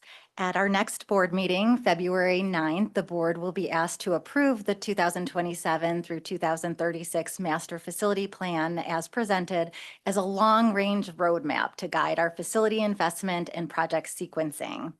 Then on May 11th, we will be having a facility committee meeting to review the summer of 2027 capital projects, which are the capital projects, again, slated for the first year of our master facility plan. And it's at this meeting that we would go through great detail on all of those projects. May 26th would be the board meeting that we would bring all of that to the board, and we would be asking the board to authorize us to work with Archon to start creating bid specifications. There's one more approval that I wanted to remind the board about, and that is in the next few months, we'll come back to seek approval for Elizabeth Hennessy, who is our bond advisor for Raymond James, to provide the authority for her to reissue our bonds in the form of those life safety bonds. So once the approval from the board has been given, it provides Ms. Hennessy with a window of time during which she can monitor the market and then seek debt at the most advantageous moment for the district. So at this time, I'd like to see if any of the members of our facility committee have anything they would like to add to tonight's presentation on the master facility plan. I'm going to interject just a few quick comments before we transition to the board. First of all, I just want to acknowledge that our district is so fortunate, and it was referenced already, that not only have we had long-term architects and construction managers who know and understand our facilities, where we have made great strides, where we have continued area for improvement. And they also have been here when we made replacements decades ago, and now we're back into that cycle. So they're very familiar. But I can't diminish the impact of having someone who has worked through 20 years of facility projects with Dr. Patak. She does not often take credit at all. But one of the great values that Dr. Patak brings forward as we're going into our next 10-year cycle is that when we make estimates, when we prepare projects, Dr. Patak has continuously demonstrated a conservative approach to budgeting, making sure that whenever possible, we benefit from efficiencies and that we're able to bring back bids that are lower. And one of the things that oftentimes, again, we don't highlight is bids come in low, not necessarily because there's not enough work in the education industry, because I assure you there is. Oftentimes bids will come back lower because the trades are very familiar with Glenbrook. They're familiar with how we treat them when they're here, the availability, the access when they need things. We're partners with them. They're not just individuals who come in, do work, and go away. We see the same trades, sometimes the same contractors coming back for decades. And that's a testament to Dr. Patak's leadership and the commitment that our architects and construction managers have done. So that's one big thing.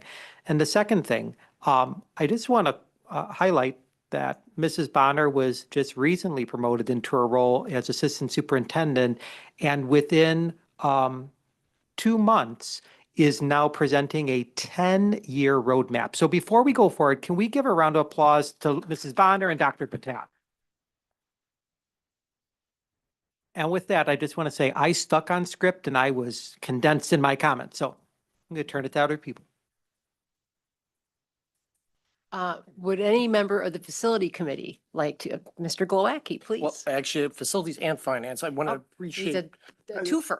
You'll get both sides, but no, again, echoing RJ's comments, thank you for your efforts in indulging all the feedback that you got through both committees on how to create a plan that we could keep the school district as the #1 district, and that means these enhancements and the life safety, while also not burdening our taxpayers. And it was going back and forth between that, and I would encourage community members to attend these committee meetings as possible, because we got some good feedback from folks at that, and there'll be opportunities as some of these renderings and other things come in for more feedback that I know you guys take to heart, see what you can incorporate and utilize that. So I don't want to rehash any of the questions or anything. We've spent hundreds and hundreds of hours. If you guys tallied up all the hours of all the staff and everybody involved, it was huge. And again, thank you for all your efforts in leading this charge.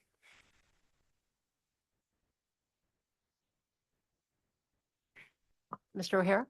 No, I just want to say thank you as well. You know, you guys do a lot of work on this and the bids do come in I've been here 5-6 years now, and every year they come in slightly less than what we thought they were going to be, which is great budgeting on your guys' part. You know, you want to overthink it, you know, a little over just so that you can be, sandbag a bit, I guess is what we used to. Good word, But I think RJ makes a great point. The fact that low bid can sometimes be viewed as a bad thing. But in this case, it's I would say lowest responsible bidder is what we really get. And that's proven out year after year by our facilities in general being in pretty darn good shape. So thank you. Only comment I'll make, I said in a lot of those, both those committees, and I thought this was a very well thought out, really conscientious and very transparent process that I'm confident will work.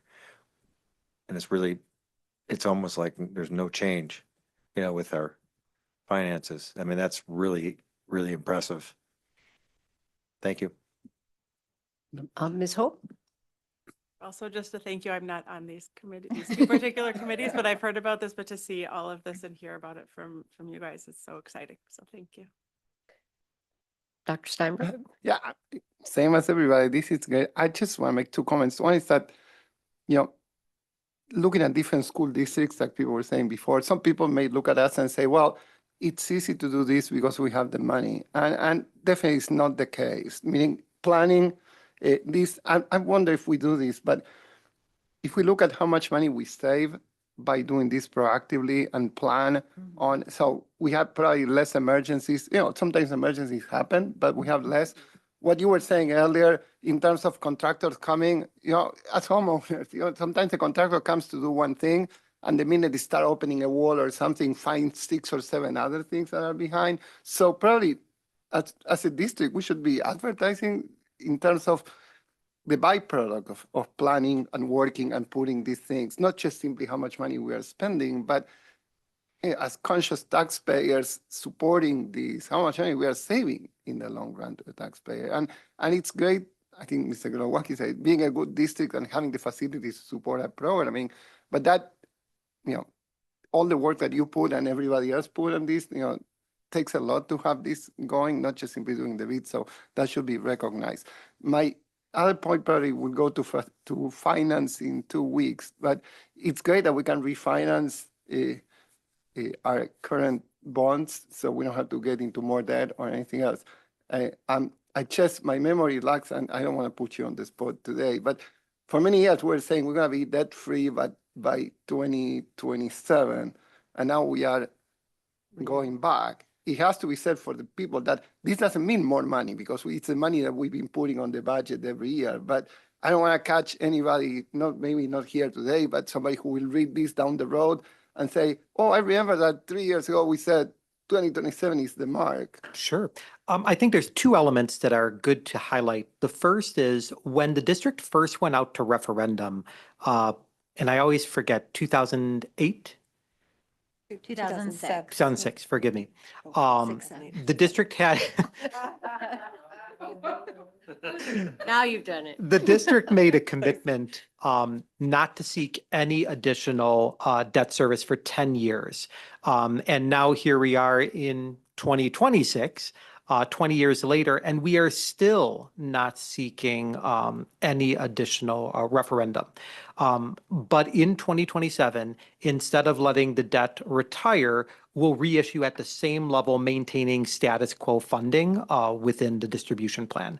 I think another important element to highlight a financial benefit to the structure is our prior debt was 20-year term debt. And the debt that we were talking about is only 10-year term debt. So combining the AAA rating, maintaining same tax rate, same space in the budget, but only for 10 years, I think we're doing pretty good. But we'll look to see if we can quantify some of those other things you mentioned. Good, thank you. First of all, I'm glad that Mr. Gravel took a moment to talk about how much work both of you and your teams have put into this, because it's been a tremendous effort over a very long period of time. And we are all very grateful for that.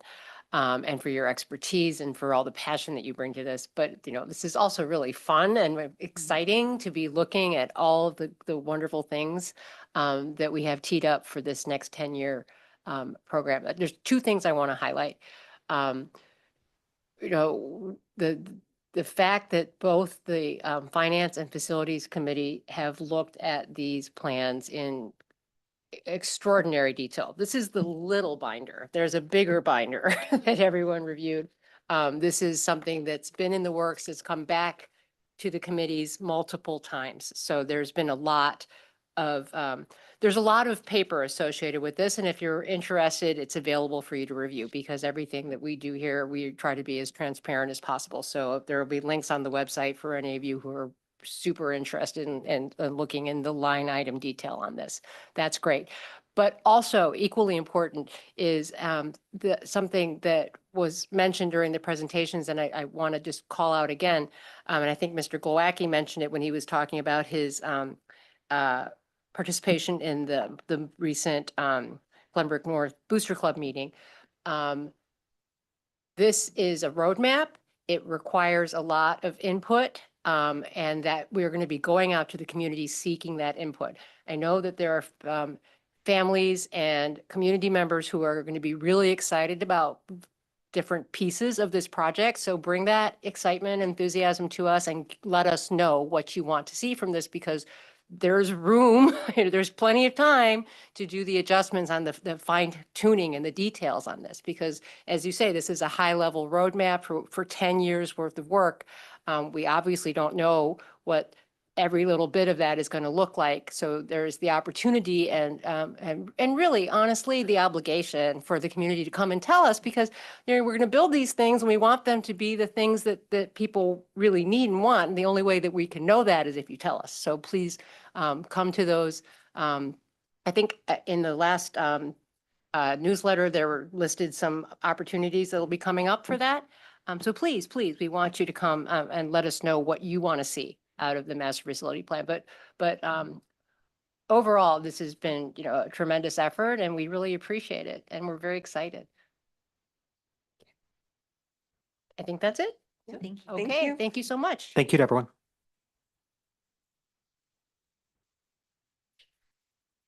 The next item for discussion are the new instructional materials for the 26-27 school year. So the next two items on our agenda, I'll ask Mr. Breitag to walk us through. These are primarily informational items that are part of our normal cycle. We invite questions after Mr. Breitag does his presentation. We'll take it from there.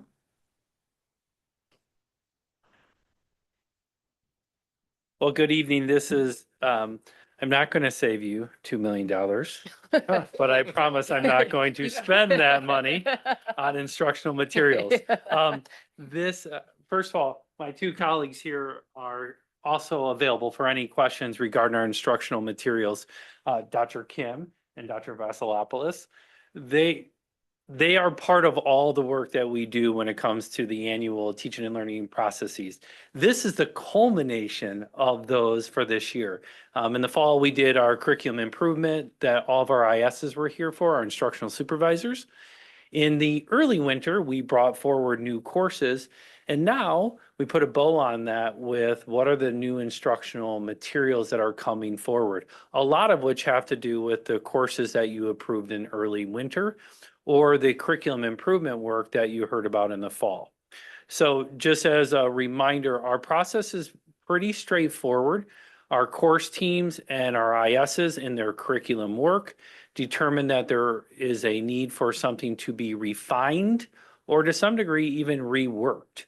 And as part of that, they bring forward new books, textbooks, or novels that could better support the curricular goals and the learning outcomes of a course. In that, we do follow our board policy regarding instructional materials. There is a process that is vetted where it starts with our IS, goes to our associate principals, is then reviewed by myself before our entire cabinet team looks at it to make sure that it's adhering to that policy and that we are assuring that it supports the high quality instruction while also making sure that it reflects the diverse perspectives required as part of our instructional material adoption. With that, you have a list of our pieces this year. You'll see that there are a couple textbooks and then a number of novels ranging from what we call teacher curated novels, which would be choices students have in the classroom, from a list to, whole class novels. So it's a relatively short list this year. For those of you that might remember, last year was a large array of work that we put forward into this area. So we are here to address any questions and otherwise return for consent at February 9th regarding this. I'll add just one comment that did come up from a board member before the meeting. There was a question. You'll notice that there's prices that are listed throughout the memo. Just to highlight, we no longer pass on direct costs of materials to parents through them buying those individual items. Instead, we put the totality of all instructional materials and it results in a registration and instructional materials fee. I do want to note for the board, and we'll talk about this more at finance, that the cost of goods and materials continues to increase. We do anticipate that our instructional materials and registration fee will increase between $15 and $20 year over year. Again, we'll go over that in finance, but just want to highlight that element and how we basically take each item, multiply it out by how many copies we need, and derive what that fee needs to be so it's not overcharging or undercharging. Did any board members have any questions about the proposed curricular material? The proposed new curricular materials? It's hard to say. Yes. I love the fact you guys put it all together for me, and I always use this as my my list of a decent book. So I'm going to read The Life and Crimes of Hoodie Rosen. I was looking that up. It looks like a neat book. Yes. Naked Economics. That's what everyone's reading now. I wasn't a fan, but I get deeper into it, the economics. Last year you said Atomic Habits. I did not ask you how that went. So. Mr. Glowacki? I'm just, if, when it comes back on consent and everything, if these are replacing books, like I can imagine the 17th edition is probably replacing the 16th edition, but in some other cases, this will help out when we're in finance, I think, as well, too, looking at what costs are. So we have a track pad, like a kind of, oh, wait, we're still looking about $200 worth of materials per student or something. Yes, absolutely. None of these books are replacing other books. If when we do have that, we note that as dropped and which book it is replacing. So a number of these are new courses or direct new requirements. For example, the AP chemistry book is in need of a textbook because of new AP requirements. As part of that, Ms. Tarver and myself, we meet to look at these to make sure how things are balanced off. And our ISs do a tremendous job of saying, if I'm reducing this, I might not be adding this textbook, or I'm adding this, so maybe there's not another textbook coming in another area. So this way, when my daughter complains about having to read more, I can go, oh, that's part of the requirements. No comment. No. Mr. Downing? No comment. Ms. Hope? Dr. Steinberg? I'm just saying, it's also a lot of work and comes probably scaffolding, starting at the department, IS, and so forth. So I commend you for working on this and keeping the curriculum kind of live. I was just thinking as I'm reading these titles and everything else that I always do the example that when you do this, a lot of kids have no idea what you are doing. So I wonder how much of our, in particular in English and everything else, some literature is really good, but it takes them to a different world that they never witnessed or anything else. And then on the other side, on technology and everything else, you need to keep the curriculum up to date. So again, I appreciate that you are sharing with us. I know it's part of our job anyways, but as part of our duties here, but I want to recognize everybody that's behind it, not just the three of you, which are shown here, but I know there's a lot of work put into this. Okay, thank you so much. But you, don't ladies. sit down, Mr. Bretag. I There's know. more. I hear I'm up again. Yes, you're up again for our student SEL benchmark survey results and kickoff of the annual school climate survey. Absolutely. Well, thank you. This is in part a follow-up as well to when we presented our data dashboard, that there were some additional questions. So hopefully we are able to address those as well this evening. But to get started, just to give you some context, our district SEL benchmark survey, we administer this 3 times a year. One in the fall, we consider that to be our baseline. One that will occur this February, which is kind of our mid-mark. And then we use that to set us up for a final one, usually in the April month, nearing May, so we can see what growth did we have. So obviously with our baseline, that's usually the marker we're using to then refine until the end mark. The other piece that's really important is our first administration of this was fall of 2022. So we have nice trend data for how have we been growing in these what we call topic areas. And finally, as we talk about this, there's 2 really important pieces. We have national benchmarks that's based upon over 15 million students. So when you look at the instruments we use, they are benchmarked nationally against that 15 million students. So that's a really nice marker for us to understand what is our data saying, but how does that match up? And this data, one of the things that I heard a lot of wonderful questions about attendance, and my colleagues back here can attest that when we look at our data, it's never in isolation. We have a platform called Panorama. We think about that in terms of our survey, but it's really our data dashboard. And on that, we can look at every one of those different demographics groups you're talking about, the different, what they call criteria or indicators that allow us to filter and say, what are students, what about our 9th grade compared to our 12th grade? What about our students that are in athletics versus not athletics? What's attendance look like across the whole dashboard? All that data is available for us. And I can tell you, I'm going to look over at my colleague, Dr. Cummings. We often have to tell each other to stay out of the rabbit hole because we can really start diving deeply into that. So with that being said, I want to give a couple updates on our overall data. So strength-wise, when we did our fall administration, we found that 91% of our students responded favorably to supportive relationships. This is a really important marker for us.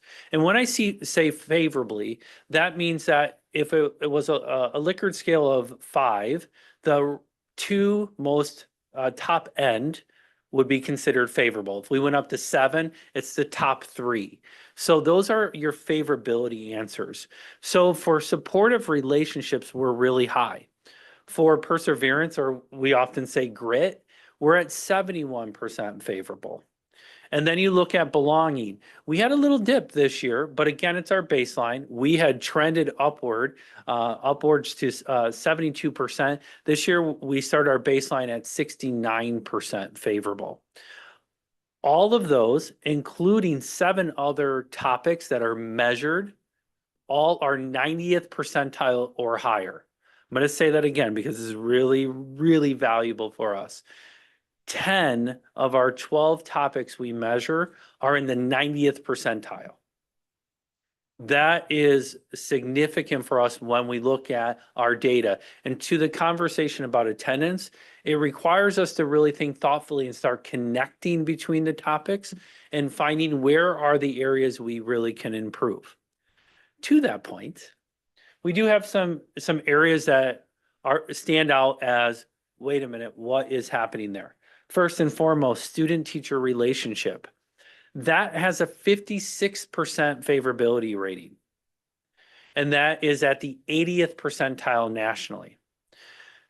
Now, fortunately, we are measuring that Unfortunately, this is our first time doing that topic. So as part of our work, we will be able to see where's that trending? Is that a true pattern? Is that just a finding for 1 point? We really need to monitor that. Growth mindset is another area. That is our lowest favorability rating. It is at 37%, and it fits at our 50th percentile nationally. We have monitored that trend, we have looked at that, and it has consistently stayed around that number. So we know that to be another area. And last but not least, this is interesting.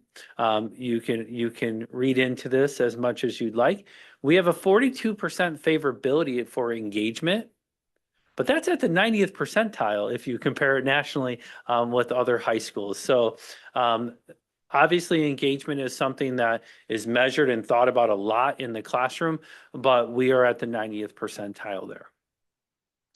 So what does all this mean? Where are we going?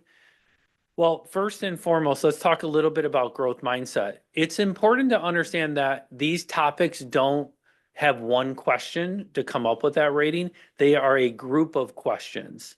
So when we see growth mindset is sitting at this point of favorability, that's based upon often 4 to 6 different questions that they move forward with. So in purple, you can see, for instance, that things that our students responded to: seek feedback on improvement after a mistake. Only 45% of our students say they do that regularly. Can you increase how smart you are? Only 44% feel they can. Can you increase the effort that you provide? Only 36% believe they can. And then, can you improve your school behavior? 23%. So those are interesting markers for us to look at. So what does that mean in terms of what we want to look at and what we want to do? First and foremost, we're really interested in that guided studies and our multilingual. Again, remember, inside of our panorama dashboard, we can look at different groups and different characteristics, different programs we put forward. So guided studies is one of those interventions that we have. When we look at guided studies and multilingual, they are showing anywhere upwards to 14% higher in some of these markers. Why is that? So that's a really interesting area for us to explore. Is it because of the dedicated focus, the additional supports? Those are things for us to look at. Also, perhaps it's understandable, the favorability increases year after year. When you start, you're at your lowest, and then you go up, your senior year becomes your highest in terms of how favorable you see your growth mindset. That's something to be proud of. We know when they're with us, each year they're showing improvements in those areas. And last but not least, how our high yield practices, and again, you have a copy of these in front of you. These are what I would call our 5 instructional practices or frameworks that we are working on as a district. High yield practice 3 and 4, clarity and challenge, have direct ties to growth mindset. So as we begin this work, we have the opportunity to really look at how are we approaching clarity in the classroom, which quite honestly is letting the students know what does it mean to be successful right now in this lesson. And then the learning intentions that help kids go, what am I learning? Why am I learning this? And am I actually getting better at it? And if we can be explicit by that, we have seen, and the data or research has shown that that helps students realize, oh, I can improve. I am getting better. This is the data, and color-wise might be easier for you to see. If it's in the peach-ish looking color, or the salmon, if you like, those are your lowest numbers. That is our freshman cohort right now. And then the blue is our highest rated favorability. So you can see across 5 of our main topics that as they progress up, 4 of them show significant growth as they're with us longer and longer. We actually see that pattern play out with our transfer students as well. When they get to us, they're at their lowest, and then year after year, they're increasing. So as many of you know, that is an area that I pay particular attention to. So student-teacher relationship. This is another area. Again, this is our first time measuring this. But what's really important, I want to point out, because when we first looked at this data, we said, wow, our students feel they belong. They love our schools. They love our teacher. How can our student-teacher relationship be so low? One question asked, how respectful are teachers towards you? 85% favorability. That is off the charts nationally. That our students really feel our teachers have a respectful relationship, respect them. And as we go through, some of the additional questions start to get a little bit more at perception of if they recognize you are maybe upset or feeling off. How, do they respond to you? Do they care? And those are where our numbers are a little bit lower.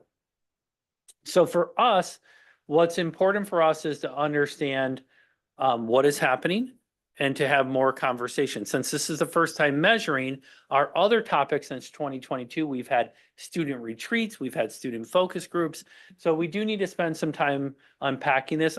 We have our student retreat at Glenbrook South that has worked with this. We have our relationship mapping work at Glenbrook North that's anchored to this work. And also, we are triangulating our data. When we talk about belonging as one of our topics, that is school-wide data, and our students are saying we have really high level trusted adults in the building at over 70%. They feel supported relationships, as we just talked about. And then when you talk about student teacher, you start to get into the classroom and trying to understand that a little bit better. Whoop. Going the wrong way here. How do we use the data? 3 specific ways. School improvement. Our buildings have their school improvement teams, as you heard about today. One thing that was noted was about attendance and how those school improvement works, and what about the SEL teams. It's really important just for me to clarify that all these are working together. They're not isolated teams. Attendance and SEL and instruction, they all play an equal part. So you can see right here, those 4 pillars, the kind of green with the little yellow, those are those 4 areas: attendance, academics, behavior, and our SEL benchmark. So we're always looking together and comparing that data school-wide and at individual student levels.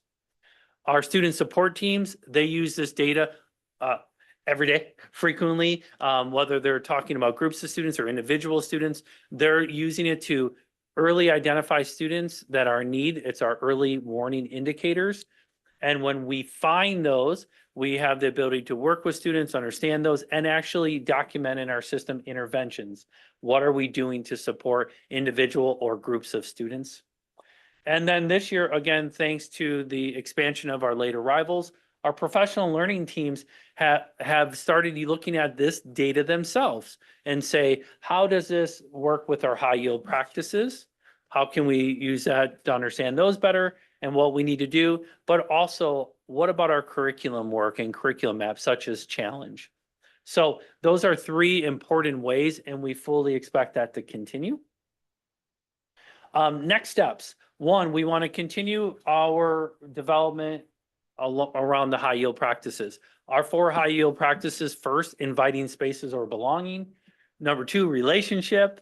We talked about clarity and challenge, but the 5th one is engagement. So the things we're actually measuring, we're going after with specific research-based strategies that our adults can use in the building, whether that's the classrooms, the hallways, or our different support spaces. Number 2, continue to analyze trend data, especially as we get to our 2nd administration of this. Some of the topics we're asking about for the first time. So what's it look like after we identified, did some work, and now we're getting a 2nd and finally a 3rd piece of data? Utilize finding and continue the building work and the initiatives that are happening with school improvement. And number 4, a real important piece is that we will be doing in February focus groups with our students about these high yield practices to ask them specifically, what's working? What do you find really creates a strong relationship in the classroom with your peers, with the teacher? What about belonging? What helps with growth mindset? So unpacking those, and then those strategies will be provided to our staff during the March Institute as an opportunity for them to take this research and put it side by side with what the students are saying makes the biggest difference, which is really exciting to see. And last but not least, our next administration, that is this February. I am excited to say, in the past, we've had a climate survey, the 5 essentials offered by the state of Illinois. And then we've had our SEL benchmark occurring at a different time. Thanks to a lot of work as a district and at the state level, we're able to combine those into one using the tool we're already using, which saves instructional time and allows us to use the data now. The 5 essentials climate survey data usually arrived in the summertime, leaving us little room for improvement. Now we'll be able to have that data in almost real time and begin our process so that we can actually act on the data. So that begins February 3rd with our students, and also we'll go out to this one only. We'll go out to our staff and families as well. So with that, I will take questions. Thank you so much. Mr. Glowacki, would you kick us off? No, just wonderful work on this, and thank you for pulling it together and everything. I know, very eager to see all the details yet to come. Mr. Downing? And when I forgot it, I'll come back. Okay. Come back to me. I'll come back to you. Dr. Steinberg. Again, great. I think this is great, and I'm assuming so I get greater, as you said, as we keep going through these iterations. Two things that I was thinking that stood out on the numbers and the metrics that you mentioned for different reasons. I'm thinking, I did a lot of study on growth mindset at a different level, but sometimes the metrics have to do with the mindset of the students. So at 10, you think you are great at math. So if you're asking you, what's your expectation to become better? I'm already very good. So if you're asking me the question, do you think there's room to grow? No, I probably will learn more. I still will be good, right? Yeah. So, and we're talking about teenagers.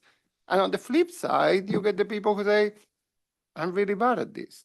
I've been having tutors since I've been in 3rd grade, and I don't see the difference. I'm passing the classes, but I don't think I'm going to learn. And there are plenty of studies done in different areas of the country where first people work with students on the growth mindset, regardless of any topic. There's always room to grow, and no matter where you are. And there was a project in, I can't remember, somewhere in California, where they changed grades by doing great, not there yet, and different things. Mostly not because of the grades, but to get into that mindset into, no matter even if you are the best one, you still have room to grow. And if you are the worst one, means that today you are the worst one. And in athletics, it's easy because coaches say you haven't gone to your growth spurt or you haven't, but sometimes with curriculum, it's not that case. So I hear that the numbers don't look very good. The question is, maybe there's not yet a good understanding from the people that are filling out the surveys of what this means or where they are at. So I just want to put things in perspective. The other thing that's, to me, it's interesting if you are having conversations on the student-teacher relationship. I go back to your first interaction, at least that I was here on the board, when you and other people work in changing the environments of the classroom. I think the roles of the teachers have changed throughout time. So I wonder, what is the expectation of the student-teacher relationship? Yep. I get along with my teacher very well. So the question 1 is great.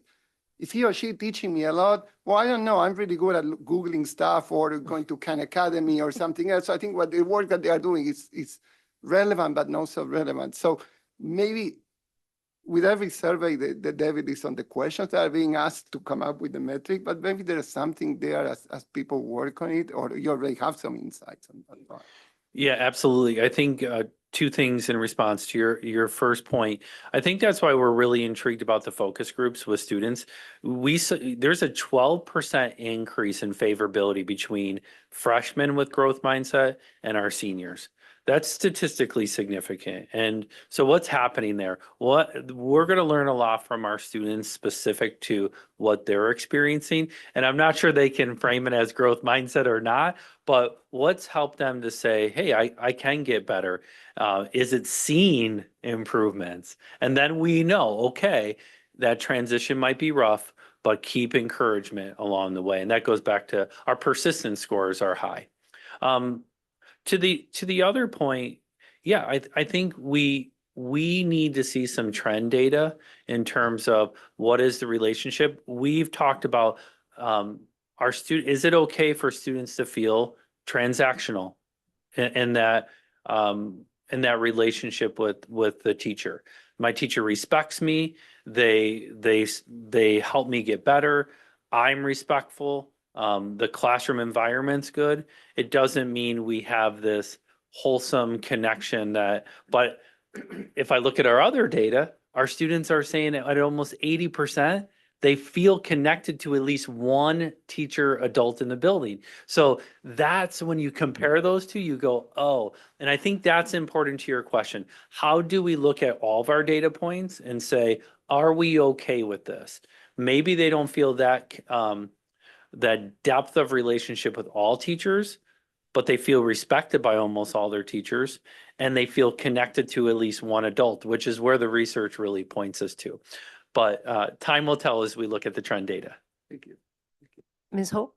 Yeah, had a few things I was thinking of, but I think within the same categories. I was looking at the questions that related to growth mindset, and I'm sure they've been validated. And like, I think about how a student might interpret, can you improve your behavior at school? Well, if they're behaving, no?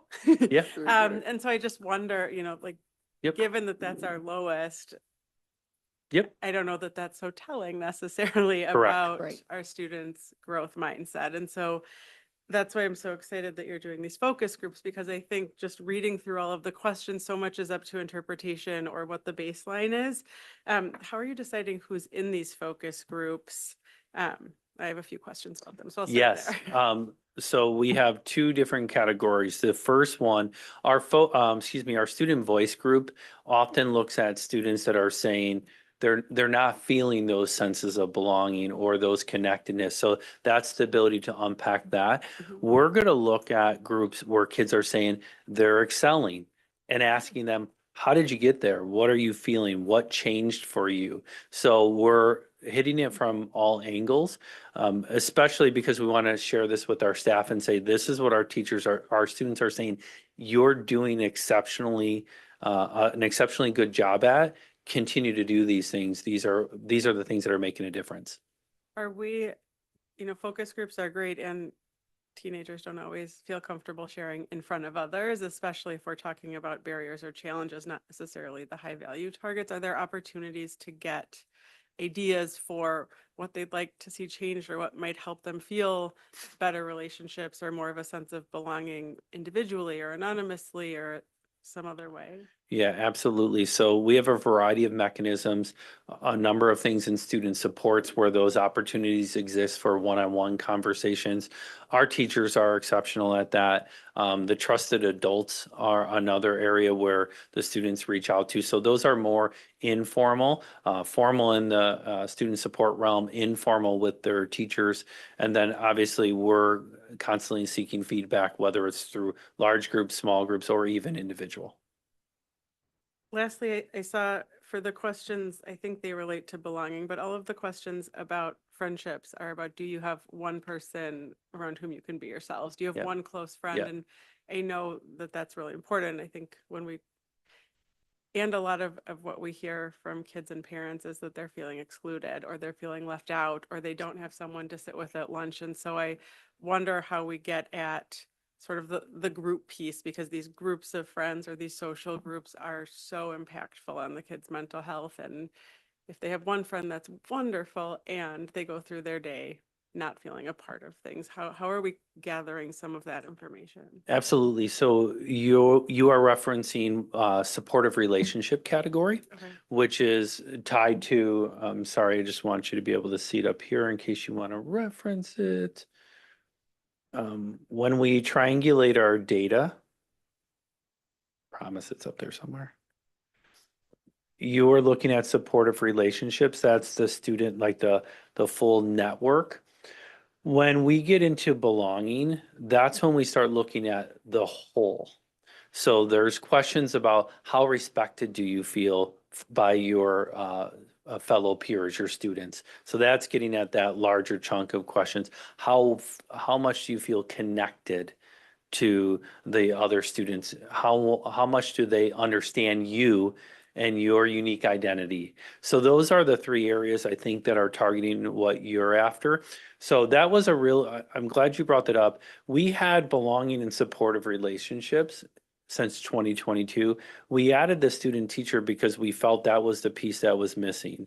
And so now we can get at all of those different things. The one-on-one, do you have at least one? We know the research supports that. You feel connected to one person, we're in a really good spot. But how do you feel in the larger group is still important to us because that gets at the school wide. How do you feel coming to our school every day? It's hard to belong if you only feel connected to one. Yep. Mr. O'Hara. Yeah, thanks so much for doing this.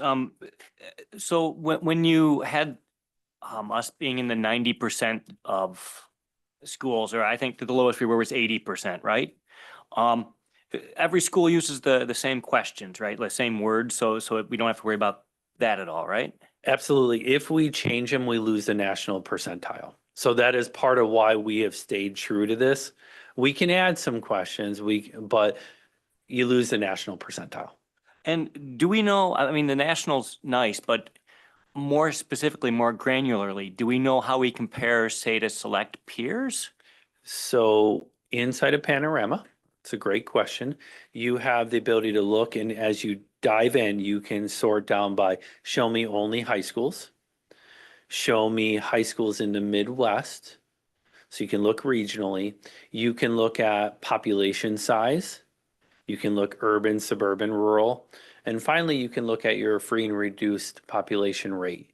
You cannot select and say, show me us versus New Trier or us versus Stevenson, but you can look regionally. And obviously that pool of schools starts to shrink.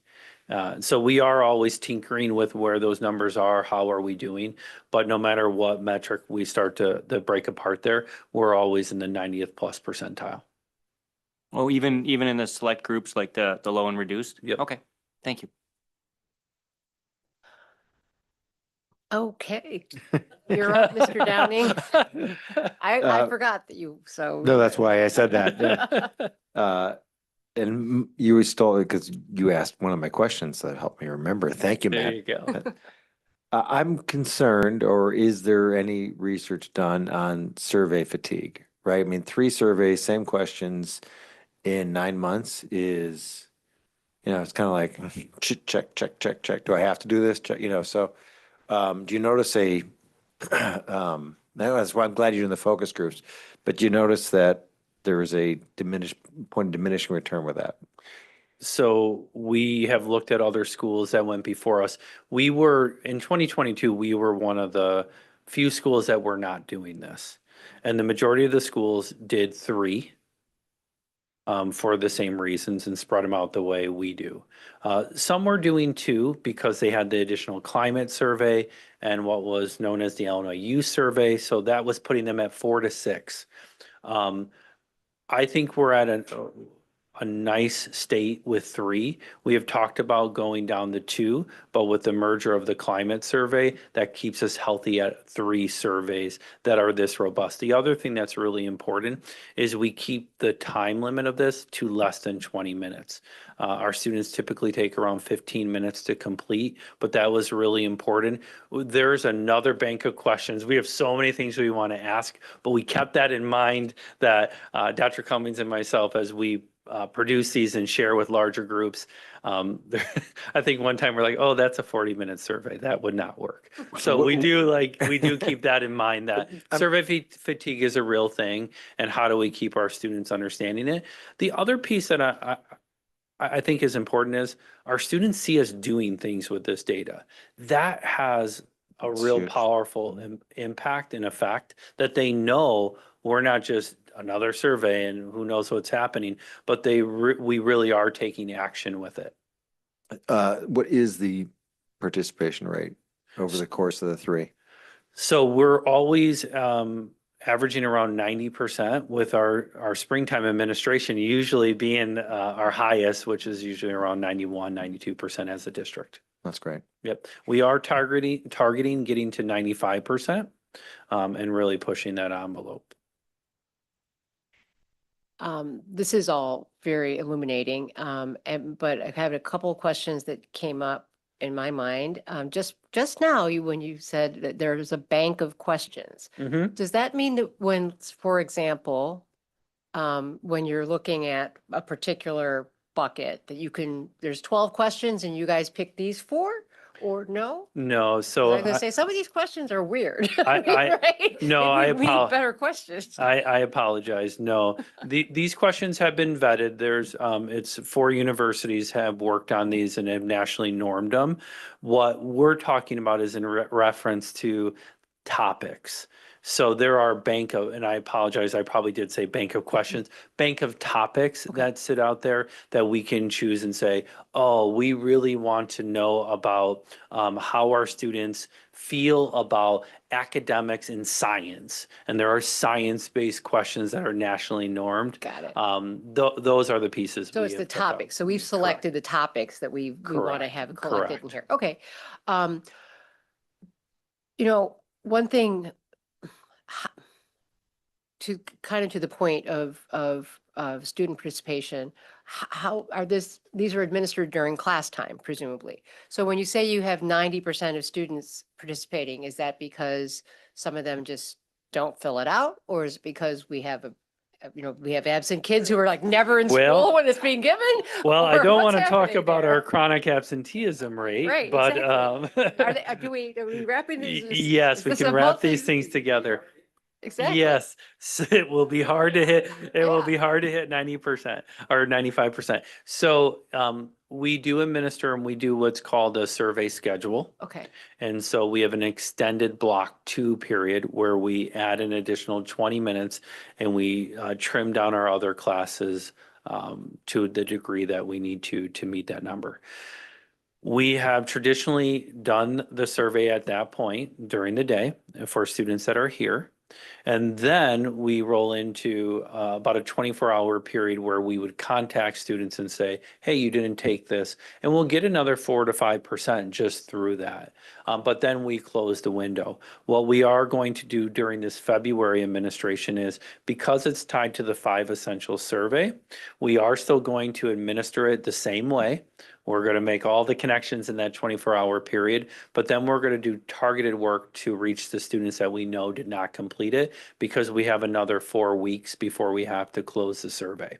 So we will target those students that were not available, or not here, or have chosen not to take the survey. I think it's important to say we do have, albeit a small percentage, that families can opt out of any survey instrument that we administer. This is one that they can opt out of, and we keep that and maintain that list. Okay.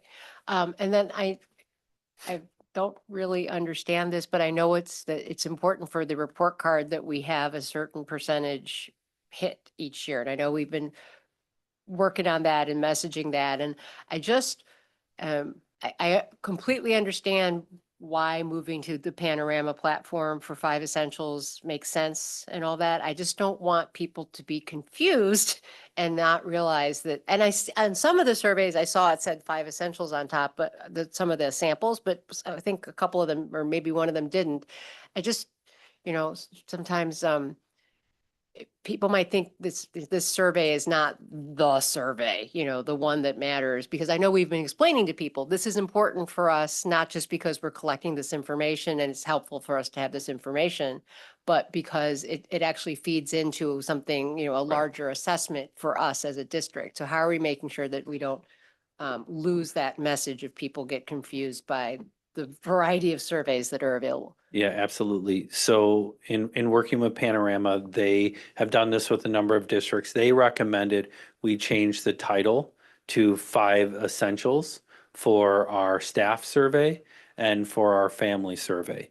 They recommended, because our participation rate on the student survey is already so high, being framed the the student voice SEL benchmark, to just stay with that language. That's why that one doesn't because say 5 essentials. because As long it's- as you thought no, about it and covered off, I'm good. I am so happy you're the only one that's asked that, and that gets me really excited that I can answer.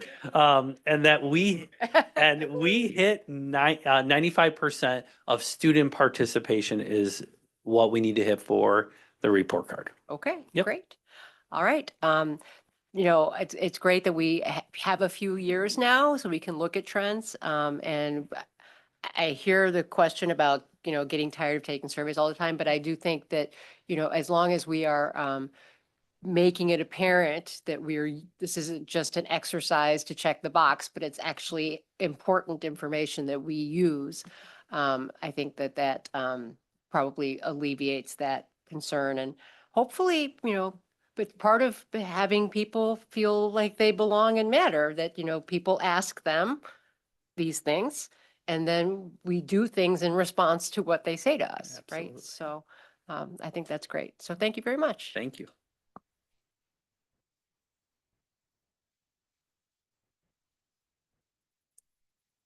I believe the last item for discussion is we have some intergovernmental agreements on the agenda. Dr. Gravel. We do, and in the interest of time, I'll give a summary and then open up to any questions. Today, we have 3 IGAs presented before you. As a reminder, we just actually approved another IGA with Oakton College earlier this evening. So IGAs is a formalized relationship with another governmental entity. The ones before you today, 2 are very similar. They are with the Village of Glenview and the Village of Northbrook, respectively, for school resource officer services. There was some recent statutory changes that required modifications to our IGAs. Those have been incorporated in and have also been vetted by legal counsel. The other item that we did was clarify for all of our IGAs for SRO services our term period and renewal procedures. So we have maintained SRO relationships since the early 2000s. We do not anticipate that there is a need to review this on an annual basis, so it's technically a multi-year term, but in any year, should the board or the village desire to reevaluate their relationship, we have the ability to cancel or renegotiate. So pretty common terms there, no concerns from the administrative side. The third agreement is an agreement between the Northfield Township Road District and the school district. This is in essence a retroactive agreement acknowledging the work that the Northfield Township Road District had supported at Glenbrook South High School. As a reminder, we shared with the board back in September that there was identified striping within the primary roadways around our campus that could be improved. It was already scheduled to be improved within the school district's budget, but through the road district partnership, they offered to absorb that expense.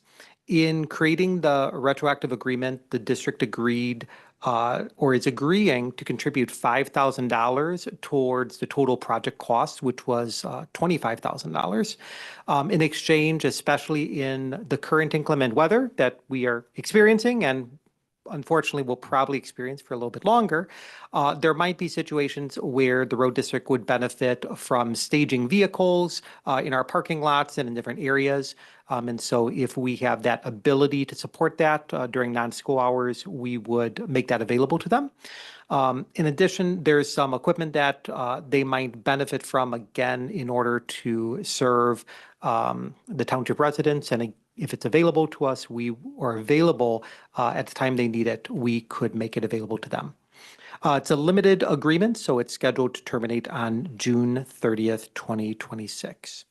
With that said, happy to entertain any questions from the board.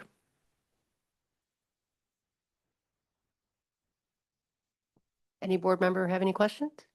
I guess, just on that last agreement, why would we terminate it? So next winter, they won't need to park their vehicles, or it won't?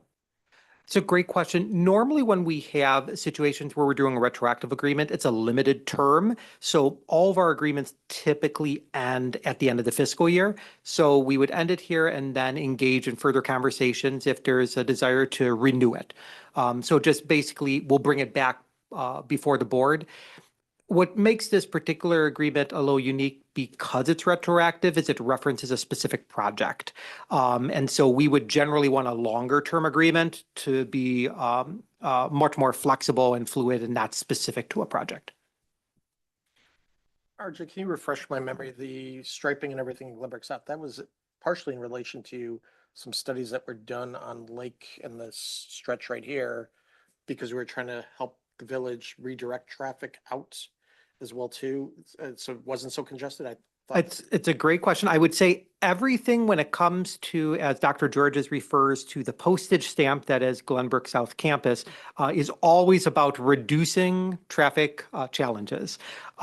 This particular project is actually more of just ongoing maintenance in our areas, so not tied to it, with the exception of making sure that the large volume of traffic respects pedestrian walkways and respects no parking areas. Thank you. Any other questions? More of a comment, saving money again. No dispute. Okay. And on that note, we'll bring that back then on consent. Yes. Okay, excellent. That brings us to a discussion of possible topics for future meetings. Always on the agenda. Jack's leading. I do have one I'd like to Okay, bring up. Mr. O'Hara. It occurred to me, I'd like to have a discussion at some point about the outcomes and how we're tracking them for our children years after they've left. Like how many drop out the first year of school, of college, or how many go on and become a trade. I mean, just, yes, that's what I'd like to have a discussion of some point. So I think a great time to have that conversation. Dr. Cummings is working with our college counselors to provide an overview of our college counseling program. We can also provide some understanding of the longitudinal data collections that not only our district, but our state collect. They'll give you some good ideas there. And not to add to that, but as far out as it's reasonable.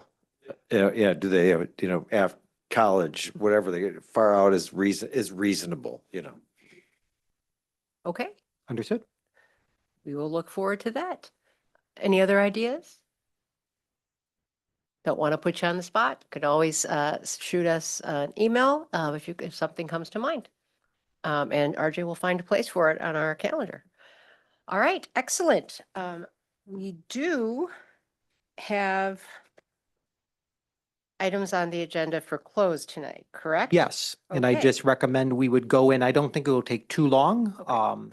Just keep that in your mind. Okay, in that case, I will simply inform you that this evening, the Board of Education will enter into a closed session to discuss sensitive matters as allowed under the Illinois Open Meetings Act. Please note that no action will be taken following the closed session this evening.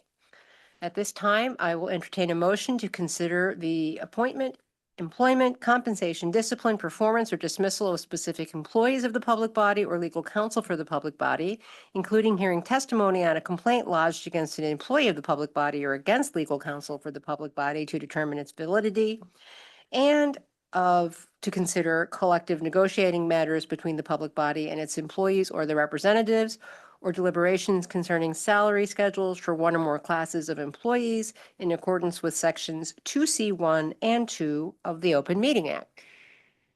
So moved. Second. All in favor? Aye. Any Aye. opposed? Motion carries. Okay, so what, 5-minute break? Sure, sounds good. All right.